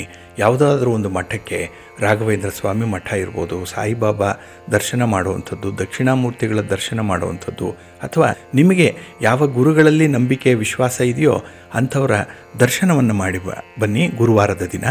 ಇನ್ನು ಗುರುವಾರ ಬಹಳ ವಿಶೇಷವಾಗಿ ನೀವು ಕಡಲೆಯನ್ನು ಆಂಜನೇಯ ಸ್ವಾಮಿಯ ದೇವಸ್ಥಾನಕ್ಕೆ ಹೋಗಿ ಕೊಟ್ಟು ಬನ್ನಿ. ಇಲ್ಲಿ ಕಡಲೆಯಿಂದ ನೈವೇದ್ಯವನ್ನು ಸಿದ್ಧ ಮಾಡಿ ಅದನ್ನು ಭಕ್ತಾದಿಗಳಿಗೆ ಹಂಚುವಂಥ ಒಂದು ಕ್ರಮವನ್ನು ನೀವು ಅನುಸರಣೆ ಮಾಡಿಕೊಳ್ಳಿ. ಹಾಗೆ ಸದಾಕಾಲ ನಿಮ್ಮ ಪರ್ಸ್ನಲ್ಲಿ ಒಂದು ಹಳದಿ ಕರ್ಚೀಫನ್ನು ಇಟ್ಕೊಳ್ಳಿ, ಹಳದಿ ಬಣ್ಣದ ವಸ್ತುವನ್ನು ಇಟ್ಕೊಳ್ಳುವಂಥದ್ದು. ಇನ್ನು ಹೆಚ್ಚು ಬಂಗಾರದ ಒಡವೆಗಳನ್ನು ಹಾಕ್ಕೊಳ್ಳುವಂಥದ್ದನ್ನು ಮಾಡಿ. ಕೈಗೆ ಒಂದು ಉಂಗುರವನ್ನು ಧರಿಸ್ಕೊಳ್ಳಿ, ಅದರಲ್ಲೂ ಮಾಣಿಕ್ಯವನ್ನು ಧರಿಸ್ಕೊಳ್ಳುವಂಥದ್ದು ತುಂಬ ಶ್ರೇಷ್ಠ. ಇದು ನಿಮಗೆ ಒಳ್ಳೆಯ ಬಲವನ್ನು ತರುತ್ತೆ. ಹಾಗೆ ಗುರುವಾರದ ದಿನ ಮಾತ್ರ ನೀವು ಹೊಸ ಕಾರ್ಯಗಳನ್ನು ಆರಂಭ ಮಾಡಿ, ಬೇರೆ ಯಾವುದೇ ದಿನವನ್ನು ನೀವು ಆಶ್ರಯಿಸಬೇಡಿ. ಹಾಗಾಗಿ ಈಗ ಹೇಳಿದಂತಹ ಪರಿಹಾರ ಕ್ರಮಗಳನ್ನು ಅನುಸರಣೆ ಮಾಡುವಂಥದ್ದು. ಇನ್ನು ವಿಶೇಷವಾಗಿ ಗುರುವಿಗೆ ಬುಧ ಶತ್ರು, ಬುಧ ವಾಕ್ಶಕ್ತಿ ವಾಕ್ಚಾತುರ್ಯವನ್ನು ಸೂಚಿಸುವಂಥವನು. ಹಾಗಾಗಿ ಈ ಶತ್ರುಗಳು ಒಟ್ಟಿಗೆ ಇದ್ದಾಗ ಈ ಮಾತಿನಿಂದ ಅನರ್ಥಗಳಾಗತ್ತೆ. ಹಾಗಾಗಿ ನಿಮ್ಮ ಮಾತನ್ನು ಸ್ವಲ್ಪ ಕಡಿಮೆ ಮಾಡುವಂಥದ್ದು, ಆರ್ಗ್ಯುಮೆಂಟ್ಗೆ ಹೋಗದೇ ಇರುವಂಥದ್ದನ್ನು ಮಾಡಿ. ಯಾವುದೇ ವಾದ ವಿವಾದಗಳಲ್ಲಿ ಸಿಕ್ಕಾಕ್ಕೊಳ್ಬೇಡಿ. ಇನ್ನು ವಿಶೇಷವಾಗಿ ನಿಮ್ಮ ಕೆಲಸದ ಸ್ಥಳದಲ್ಲಿ ನೀವು ಸ್ವಲ್ಪ ಮೌನ ವಹಿಸುವಂಥದ್ದು, ಯಾರ ಪರವಾಗಿಯೂ ಕೂಡ ಮಾತಾಡಬೇಡಿ, ಯಾವುದೇ ಅಭಿಪ್ರಾಯಗಳನ್ನು ಹೇಳುವಂಥ ಒಂದು ಪ್ರಯತ್ನವನ್ನು ಕೂಡ ಮಾಡಬೇಡಿ. ಸ್ವಲ್ಪ ಮೌನವಾಗಿ ಇದ್ದು ಕೆಲಸಗಳಲ್ಲಿ ಇನ್ವಾಲ್ವ್ ಆಗಿ ಖಂಡಿತ ನಿಮಗೆ ಮುಂದಿನ ದಿನಗಳಲ್ಲಿ ಮನಃಶಾಂತಿ ಸಿಕ್ಕತ್ತೆ. ಹಾಗಾಗಿ ನೀವು ಗುರುವನ್ನು ಬಲಪಡಿಸ್ಕೊಳ್ಳಿ. ಜೊತೆಗೆ ಭಾನುವಾರದ ದಿನ ಆದಿತ್ಯ ಹೃದಯ ಸ್ತೋತ್ರವನ್ನು ಹೇಳ್ಕೊಳ್ಳಿ, ಸೂರ್ಯ ನಮಸ್ಕಾರ ಮಾಡಿಕೊಳ್ಳಿ, ತುಂಬ ಒಳ್ಳೆಯ ಫಲ ಸಿಕ್ಕತ್ತೆ. ಹಾಗಾಗಿ ಸಿಕ್ಕಿರುವಂಥ ಉದ್ಯೋಗ ನಿಮಗೆ ಒಳ್ಳೆಯ ಶ್ರೇಯಸ್ಸನ್ನು ತರುತ್ತೆ. ಏಕೆಂದರೆ ಶುಕ್ರ ಉಚ್ಚ ಸ್ಥಾನದಲ್ಲಿರೋದ್ರಿಂದ ನಿಮಗೆ ಅತ್ಯುತ್ತಮವಾದಂಥ ಸಂಪಾದನೆ ಅದರಿಂದ ಆಗುತ್ತೆ, ಒಳ್ಳೆಯ ಹೆಸರು ಕೂಡ ಮಾಡ್ತೀರಿ. ಆದರೆ ಸದ್ಯದ ಮಟ್ಟಿನಲ್ಲಿ ನಿಮಗೆ ಸ್ವಲ್ಪ ಕಿರಿಕಿರಿ ಇರುವಂಥದ್ದು. ಅದರಲ್ಲೂ ಸಿಂಹ ರಾಶಿಯನ್ನು ಶನಿ ಕುಂಭರಾಶಿಯಿಂದನೇ ಪೂರ್ಣ ದೃಷ್ಟಿಯಲ್ಲಿ ನೋಡ್ತಾ ಇದ್ದಾನೆ. 7ನೇ ಮನೆಯನ್ನು ಪೂರ್ಣವಾಗಿ ನೋಡ್ತಾನೆ ಶನಿ. ಹಾಗಾಗಿನೇ ಈ ಶನಿಯ ಬಾಧೆಗಳು ಕೂಡ ನಿಮ್ಮನ್ನು ತುಂಬ ಕಾಡ್ತಾ ಇರುತ್ತೆ. ಅದರಲ್ಲೂ ಈ 7.5 ಪ್ರಭಾವ ಏನಿದೆ ಅದು ಈ ಶನಿಯ ದೃಷ್ಟಿಯಿಂದ ಇರೋದರಿಂದ ಕೆಲಸದಲ್ಲಿ ಸ್ವಲ್ಪ ಕಷ್ಟಪಡಬೇಕಾಗತ್ತೆ. ಹಾಗಾಗಿ ವಿನಾಕಾರಣ ಅಪವಾದ ಬರುವಂಥದ್ದು, ನೀವು ಯಾವುದೇ ತಪ್ಪನ್ನು ಮಾಡದೇ ಇದ್ದರೂ ಕೂಡ ನಿಮ್ಮ ಮೇಲೆ ಕೆಟ್ಟ ಆರೋಪಗಳು ಕೂಡ ಬರುವಂಥದ್ದು ಇದೆ. ಇದನ್ನು ಕೆಲವೊಮ್ಮೆ ಸಹಿಸ್ಕೊಳ್ಳಿಕ್ಕೆ ಸಾಧ್ಯ ಇಲ್ಲ. ಹಾಗಾಗಿ ನಿಮ್ಮನ್ನು ನೀವು ರಕ್ಷಣೆ ಮಾಡ್ಕೊಳ್ಳಿಕ್ಕಾಗಿ, ಡಿಫೆಂಡ್ ಮಾಡಿಕೊಳ್ಳಿಕ್ಕಾಗಿ ಕೆಲವು ಕಠಿಣವಾದ ಶಬ್ದಗಳ ಮೂಲಕ ವಾದ ವಿವಾದಕ್ಕೆ ಇಳಿತೀರಿ. ಇದರಿಂದ ನಿಮಗೆ ಕಿರಿಕಿರಿ ಆಗ್ತಾ ಇದೆ. ಹಾಗಾಗಿ ನಿಮ್ಮ ಉದ್ಯೋಗ ಸ್ಥಳದಲ್ಲಿ ಇರುವಂಥ ಹಿರಿಯರಿಗೆ ಗೌರವ ಕೊಡಿ. ಇನ್ನು ಸಾಧ್ಯ ಆದಾಗಲೆಲ್ಲ ಯಾವುದಾದ್ರೂ ಒಂದು ಅಕೇಶನನ್ನು ಇಟ್ಕೊಂಡು ಹಳದಿ ಬಣ್ಣದ ಸಿಹಿ ಪದಾರ್ಥಗಳನ್ನು, ಮೈಸೂರು ಪಾಕ್ ಇರ್ಬೋದು ಅಥವಾ ಹಳದಿ ಮಿಠಾಯಿ ಇರ್ಬೋದು, ಇಂಥದ್ದನ್ನು ನಿಮ್ಮ ಸಹೋದ್ಯೋಗಿಗಳ ಜೊತೆ ಹಂಚಿಕೊಳ್ತಾ ಇರಿ. ಆದಷ್ಟು ಈ ಸಿಹಿಯನ್ನು ನೀವು ನಿಮ್ಮ ಉದ್ಯೋಗ ಸ್ಥಳದಲ್ಲಿ ಇರುವಂಥ ಸಹೋದ್ಯೋಗಿಗಳಿಗೆ, ನಿಮ್ಮ ಮೇಲಧಿಕಾರಿಗಳಿಗೆ ಹಂಚುವಂಥ ಒಂದು ಕ್ರಮವನ್ನು ನೀವು ರೂಢಿಸ್ಕೊಳ್ಳಿ. ಖಂಡಿತ ನಿಮ್ಮ ತೊಂದರೆಗಳು ನಿವಾರಣೆಯಾಗುತ್ತೆ. ಯಾವುದೇ ರೀತಿಯ ಕಿರಿಕಿರಿಗಳಿರಲ್ಲ, ಮಾನಸಿಕವಾಗಿ ನೆಮ್ಮದಿ ಇರುತ್ತೆ. ಎಲ್ಲರೂ ಕೂಡ ನಿಮಗೆ ಸ್ನೇಹಿತರಾಗಿ ಇರ್ತಾರೆ. ಒಳ್ಳೆಯ ದಿನಗಳು ನಿಮಗೆ ಮುಂದೆ ಬರಲಿ. ಅದಕ್ಕಾಗಿ ನಿಮ್ಮ ಮನೆ ದೇವರು ನಿಮಗೆ ಅನುಗ್ರಹವನ್ನು ಉಂಟು ಮಾಡಲಿ ಅಂತ ಹೇಳಿ ಪ್ರಾರ್ಥನೆ ಮಾಡೋಣ. ಒಳ್ಳೆಯದಾಗಲಿ. ಬಂಧುಗಳೇ, ಈ ದಿನದ ವಿಶೇಷ ಕಾರ್ಯಕ್ರಮಕ್ಕೆ ತಮಗೆಲ್ಲರಿಗೂ ಕೂಡ ಸ್ವಾಗತವನ್ನು ಹೇಳ್ತಾ, ಈ ದಿನ ನಾವು 2024ರಲ್ಲಿ ಈ ಮಕರ ರಾಶಿಯವರಿಗೆ ಯಾವ ರೀತಿಯ ಫಲಾಫಲಗಳಿದೆ, ಈ ವರ್ಷ ಇವರ ಭವಿಷ್ಯ ಹೇಗಿರುತ್ತೆ ಅನ್ನುವಂಥ ವಿಚಾರಗಳನ್ನು ಇಲ್ಲಿ ನೋಡೋಣ. ಇಲ್ಲಿ ಬಹಳ ವಿಶೇಷವಾಗಿ ಮಕರ ರಾಶಿಯವರು ಗಮನಿಸಬೇಕಾಗಿರುವಂಥದ್ದು, ಮಕರ ಮತ್ತು ಕುಂಭ ಈ ರಾಶಿಗೆ ಅಧಿಪತಿ ಶನಿ. ಹಾಗೆ ನಿಮಗೆ 7.5 ಶನಿ ನಡೀತಾ ಇರುವಂಥ ಸಂದರ್ಭ. ಇನ್ನು ಸರಿಸುಮಾರು 2 ವರ್ಷಗಳ ಕಾಲ ಈ 7.5 ಪ್ರಭಾವ ನಿಮ್ಮ ಮೇಲಿರುತ್ತೆ.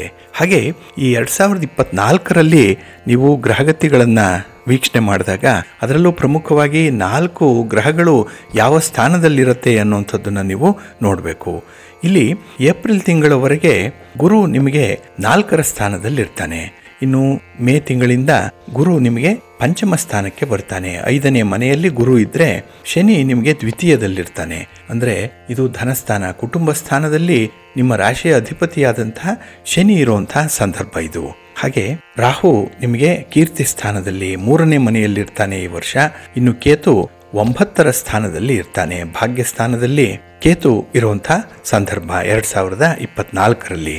ಹಾಗಾಗಿ ಈ 2024 ನೀವು ಸೂಕ್ಷ್ಮವಾಗಿ ಗಮನಿಸಿದ್ರೆ ಶನಿ ಅಂದರೆ ನಿಮ್ಮ ರಾಶಿಯ ಅಧಿಪತಿ ಕಷ್ಟಪಟ್ಟು ದುಡಿಯುವಂಥವ್ರಿಗೆ ತುಂಬ ಅನುಗ್ರಹವನ್ನು ಉಂಟು ಮಾಡುವಂಥವನು, ತುಂಬ ಒಳ್ಳೆಯ ಫಲಗಳನ್ನು ಕೊಡ್ತಾನೆ.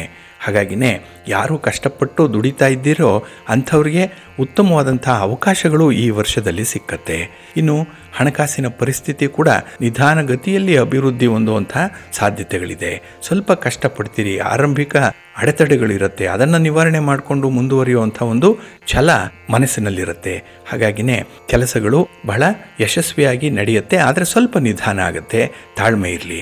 ಇನ್ನು ಯಾವುದೇ ರೀತಿಯ ವ್ಯತ್ಯಾಸಗಳು ಕಂಡು ಬಂದರೂ ಕೂಡ ಅದು ನಿಮಿತ್ತ ಮಾತ್ರವಾಗಿ ಇರುವಂಥದ್ದು, ಬಹಳ ಅಲ್ಪ ಅವಧಿಯಲ್ಲಿರುತ್ತೆ. ಹಾಗಾಗಿ ಏನೋ ತೊಂದರೆ ಆಯಿತು, ಏನೋ ಸಮಸ್ಯೆ ಬಂತು ಅಂತ ಹೇಳಿ ಅದನ್ನೇ ದೊಡ್ಡದು ಮಾಡ್ಕೊಳ್ಬೇಡಿ. ಸ್ವಲ್ಪ ತಾಳ್ಮೆಯಿಂದ ಇದ್ದರೆ ಅದು ತನ್ನಿಂದ ತಾನೇ ಪರಿಹಾರ ಆಗಿಬಿಡುತ್ತೆ. ಹಾಗೆ ಈ ಸರಿಯಾದ ತೀರ್ಮಾನಗಳನ್ನು ಕೈಗೊಳ್ಳುವಂಥ ಸಂದರ್ಭಗಳು 2024ರಲ್ಲಿ ನಿಮಗೆ ಬರುತ್ತೆ. ಹಾಗಾಗಿ ನಿಮ್ಮ ಮುಂದಿನ ಭವಿಷ್ಯಕ್ಕೆ ಬೇಕಾಗಿರುವಂತಹ ಕೆಲವು ವಿಚಾರಗಳಿದೆ. ನಿಮ್ಮ ಕುಟುಂಬ, ನಿಮ್ಮ ಸಂಸಾರ, ನಿಮ್ಮ ಮಕ್ಕಳು, ಇವರ ವಿಚಾರವಾಗಲಿ ಅಥವಾ ನಿಮ್ಮ ವೈಯಕ್ತಿಕ ಬದುಕಿನಲ್ಲಾಗಲಿ ಕೆಲವೊಂದು ಪ್ರಮುಖ ನಿರ್ಧಾರಗಳನ್ನು ಈ ವರ್ಷ ತೆಗೆದುಕೊಳ್ತೀರಿ. ಆದರೆ ಯಾವುದೇ ಒಂದು ತೀರ್ಮಾನ ತೆಗೆದುಕೊಳ್ಳುವಂಥ ಸಂದರ್ಭದಲ್ಲೂ ಬಹಳ ಬೇಗ ನೀವು ಆ್ಯಕ್ಟ್ ಮಾಡಲ್ಲ, ಸ್ವಲ್ಪ ನಿಧಾನ ಮಾಡುವಂಥದ್ದಿದೆ. ಆದರೆ ತುಂಬ ನಿಧಾನ ಮಾಡಬೇಡಿ. ಸಮಯೋಚಿತ, ಸಂದರ್ಭೋಚಿತವಾಗಿ ತೀರ್ಮಾನವನ್ನು ತೆಗೆದುಕೊಳ್ಳುವಂಥದ್ದನ್ನು ಈ ವರ್ಷದಲ್ಲಿ ಮಾಡಬೇಕಾಗತ್ತೆ. ಇನ್ನು ಈ ವರ್ಷ ನಿಮಗೆ ದ್ವಿತೀಯದಲ್ಲಿ ಶನಿ ಇರೋದರಿಂದ, ಅಂದರೆ ಇದು ವಾಕ್ಸ್ಥಾನ, ಹಾಗಾಗಿ ನಿಮ್ಮ ಮಾತು ನಿಮಗೆ ಒಳ್ಳೆಯ ಮೌಲ್ಯವನ್ನು ತರುತ್ತೆ. ಮಾತಿನಲ್ಲಿ ಒಂದು ಹಿಡಿತ ಇದೆ, ಮಾತಿನಿಂದ ಉತ್ತಮವಾದಂಥ ಒಂದು ಬೆಲೆ ಸಿಕ್ಕತ್ತೆ. ಆದರೆ ಕೆಲವೊಮ್ಮೆ ಮಾತು ಅತಿರೇಕಕ್ಕೆ ಹೋಗುವಂಥ ಸಾಧ್ಯತೆಗಳಿರುತ್ತೆ. ಈ ಮಾತನ್ನು ಹೆಚ್ಚಾಗಿ ಆಡೋದ್ರಿಂದ ನಿಮ್ಮಲ್ಲಿರುವಂಥ ಒಂದು ವೀಕ್ನೆಸ್ಸನ್ನು ನೀವು ತೋರಿಸಿದಾಗತ್ತೆ. ಹಾಗಾಗಿ ಎಷ್ಟು ಬೇಕೋ ಅಷ್ಟು ಮಾತಾಡುವಂಥದ್ದು ತುಂಬ ಉತ್ತಮ ಈ ವರ್ಷದಲ್ಲಿ. ಹಾಗೆ ಕೆಲವೊಂದು ಸೂಕ್ಷ್ಮವಾದಂಥ ಸನ್ನಿವೇಶದಲ್ಲಿ ನೀವು ಬರೀ ಮಾತನ್ನು ಆಡ್ತೀರಿ, ಆದರೆ ಕೆಲಸಕ್ಕೆ ಕೈ ಹಾಕಲ್ಲ ಅನ್ನುವಂಥ ಆಪಾದನೆಗಳು ಕೂಡ ಬರುವಂಥದ್ದು ಇರುತ್ತೆ. ಹಾಗೆ ಈ ವರ್ಷ ನಿಮಗೆ ದಾಂಪತ್ಯದಲ್ಲಿ ಇದ್ದಂತಹ ತೊಂದರೆಗಳು, ಸಮಸ್ಯೆಗಳು ನಿವಾರಣೆಯಾಗುತ್ತೆ. ಇಲ್ಲಿ ನಿಮಗೆ ಒಂದು ಸಂತೋಷದ ವಿಚಾರ ಅಂತ ಹೇಳಿದ್ರೆ, ನಿಮಗೆ ದಾಂಪತ್ಯ ಸುಖ ಬಹಳ ಅದ್ಭುತವಾಗಿ ಸಿಕ್ಕತ್ತೆ. ಇನ್ನು ಯಾವುದೇ ಸಂದರ್ಭದಲ್ಲಿ, ಯಾವುದೇ ಕೆಲಸ ಕಾರ್ಯಗಳಲ್ಲಿ ಸೋಲು ಅಥವಾ ಗೆಲುವು ಉಂಟಾದರೂ ಕೂಡ ಅದನ್ನು ಸಮಾನ ಮನಸ್ಕರಾಗಿ ನೀವು ಸ್ವೀಕಾರ ಮಾಡಬೇಕಾಗತ್ತೆ. ಹಾಗೆ ಯಾವುದೇ ಕೆಲಸ ಕಾರ್ಯಗಳನ್ನು ಕೂಡ ಬಹಳ ಮುತುವರ್ಜಿಯಿಂದ ಮಾಡ್ತೀರಿ, ಆದರೆ ಲಾಭ ಇಲ್ಲದೆ ಯಾವುದೇ ಕೆಲಸಕ್ಕೆ ಕೈ ಹಾಕಲ್ಲ. ಹಾಗಾಗಿ ಲಾಭ ಇದೆ, ಅಲ್ಲಿ ಅನುಕೂಲ ಇದೆ ಅಂತ ಅಂದರೆ ಮಾತ್ರ ನೀವು ಕೆಲಸಕ್ಕೆ ಹೋಗ್ತೀರಿ, ಒಂದು ಹೆಜ್ಜೆ ಮುಂದೆ ಇಡ್ತೀರಿ. ಹಾಗೆ ಈ ವರ್ಷದ ಮೊದಲ 3 ತಿಂಗಳೇನಿದೆ, ಇಲ್ಲಿ ಕೆಲಸ ಕಾರ್ಯಗಳು ಸ್ವಲ್ಪ ನಿಧಾನವಾಗಿ ನಡೆಯುತ್ತೆ. ಆದರೆ ಈ ದ್ವಿತೀಯ ಭಾಗದಲ್ಲಿ ಕೆಲಸಗಳು ಬಹಳ ವೇಗವನ್ನು ಪಡ್ಕೊಳ್ಳುವಂಥದ್ದು ಇದೆ. ಅದರಲ್ಲೂ ಈ ಗುರುವಿನ ಅನುಗ್ರಹ ಬಹಳ ಚೆನ್ನಾಗಿರೋದ್ರಿಂದ ಗುರುಗಳ ಮಾರ್ಗದರ್ಶನ ಇರುತ್ತೆ, ಹಿರಿಯರ ಒಂದು ಸಲಹೆ ಇರುತ್ತೆ.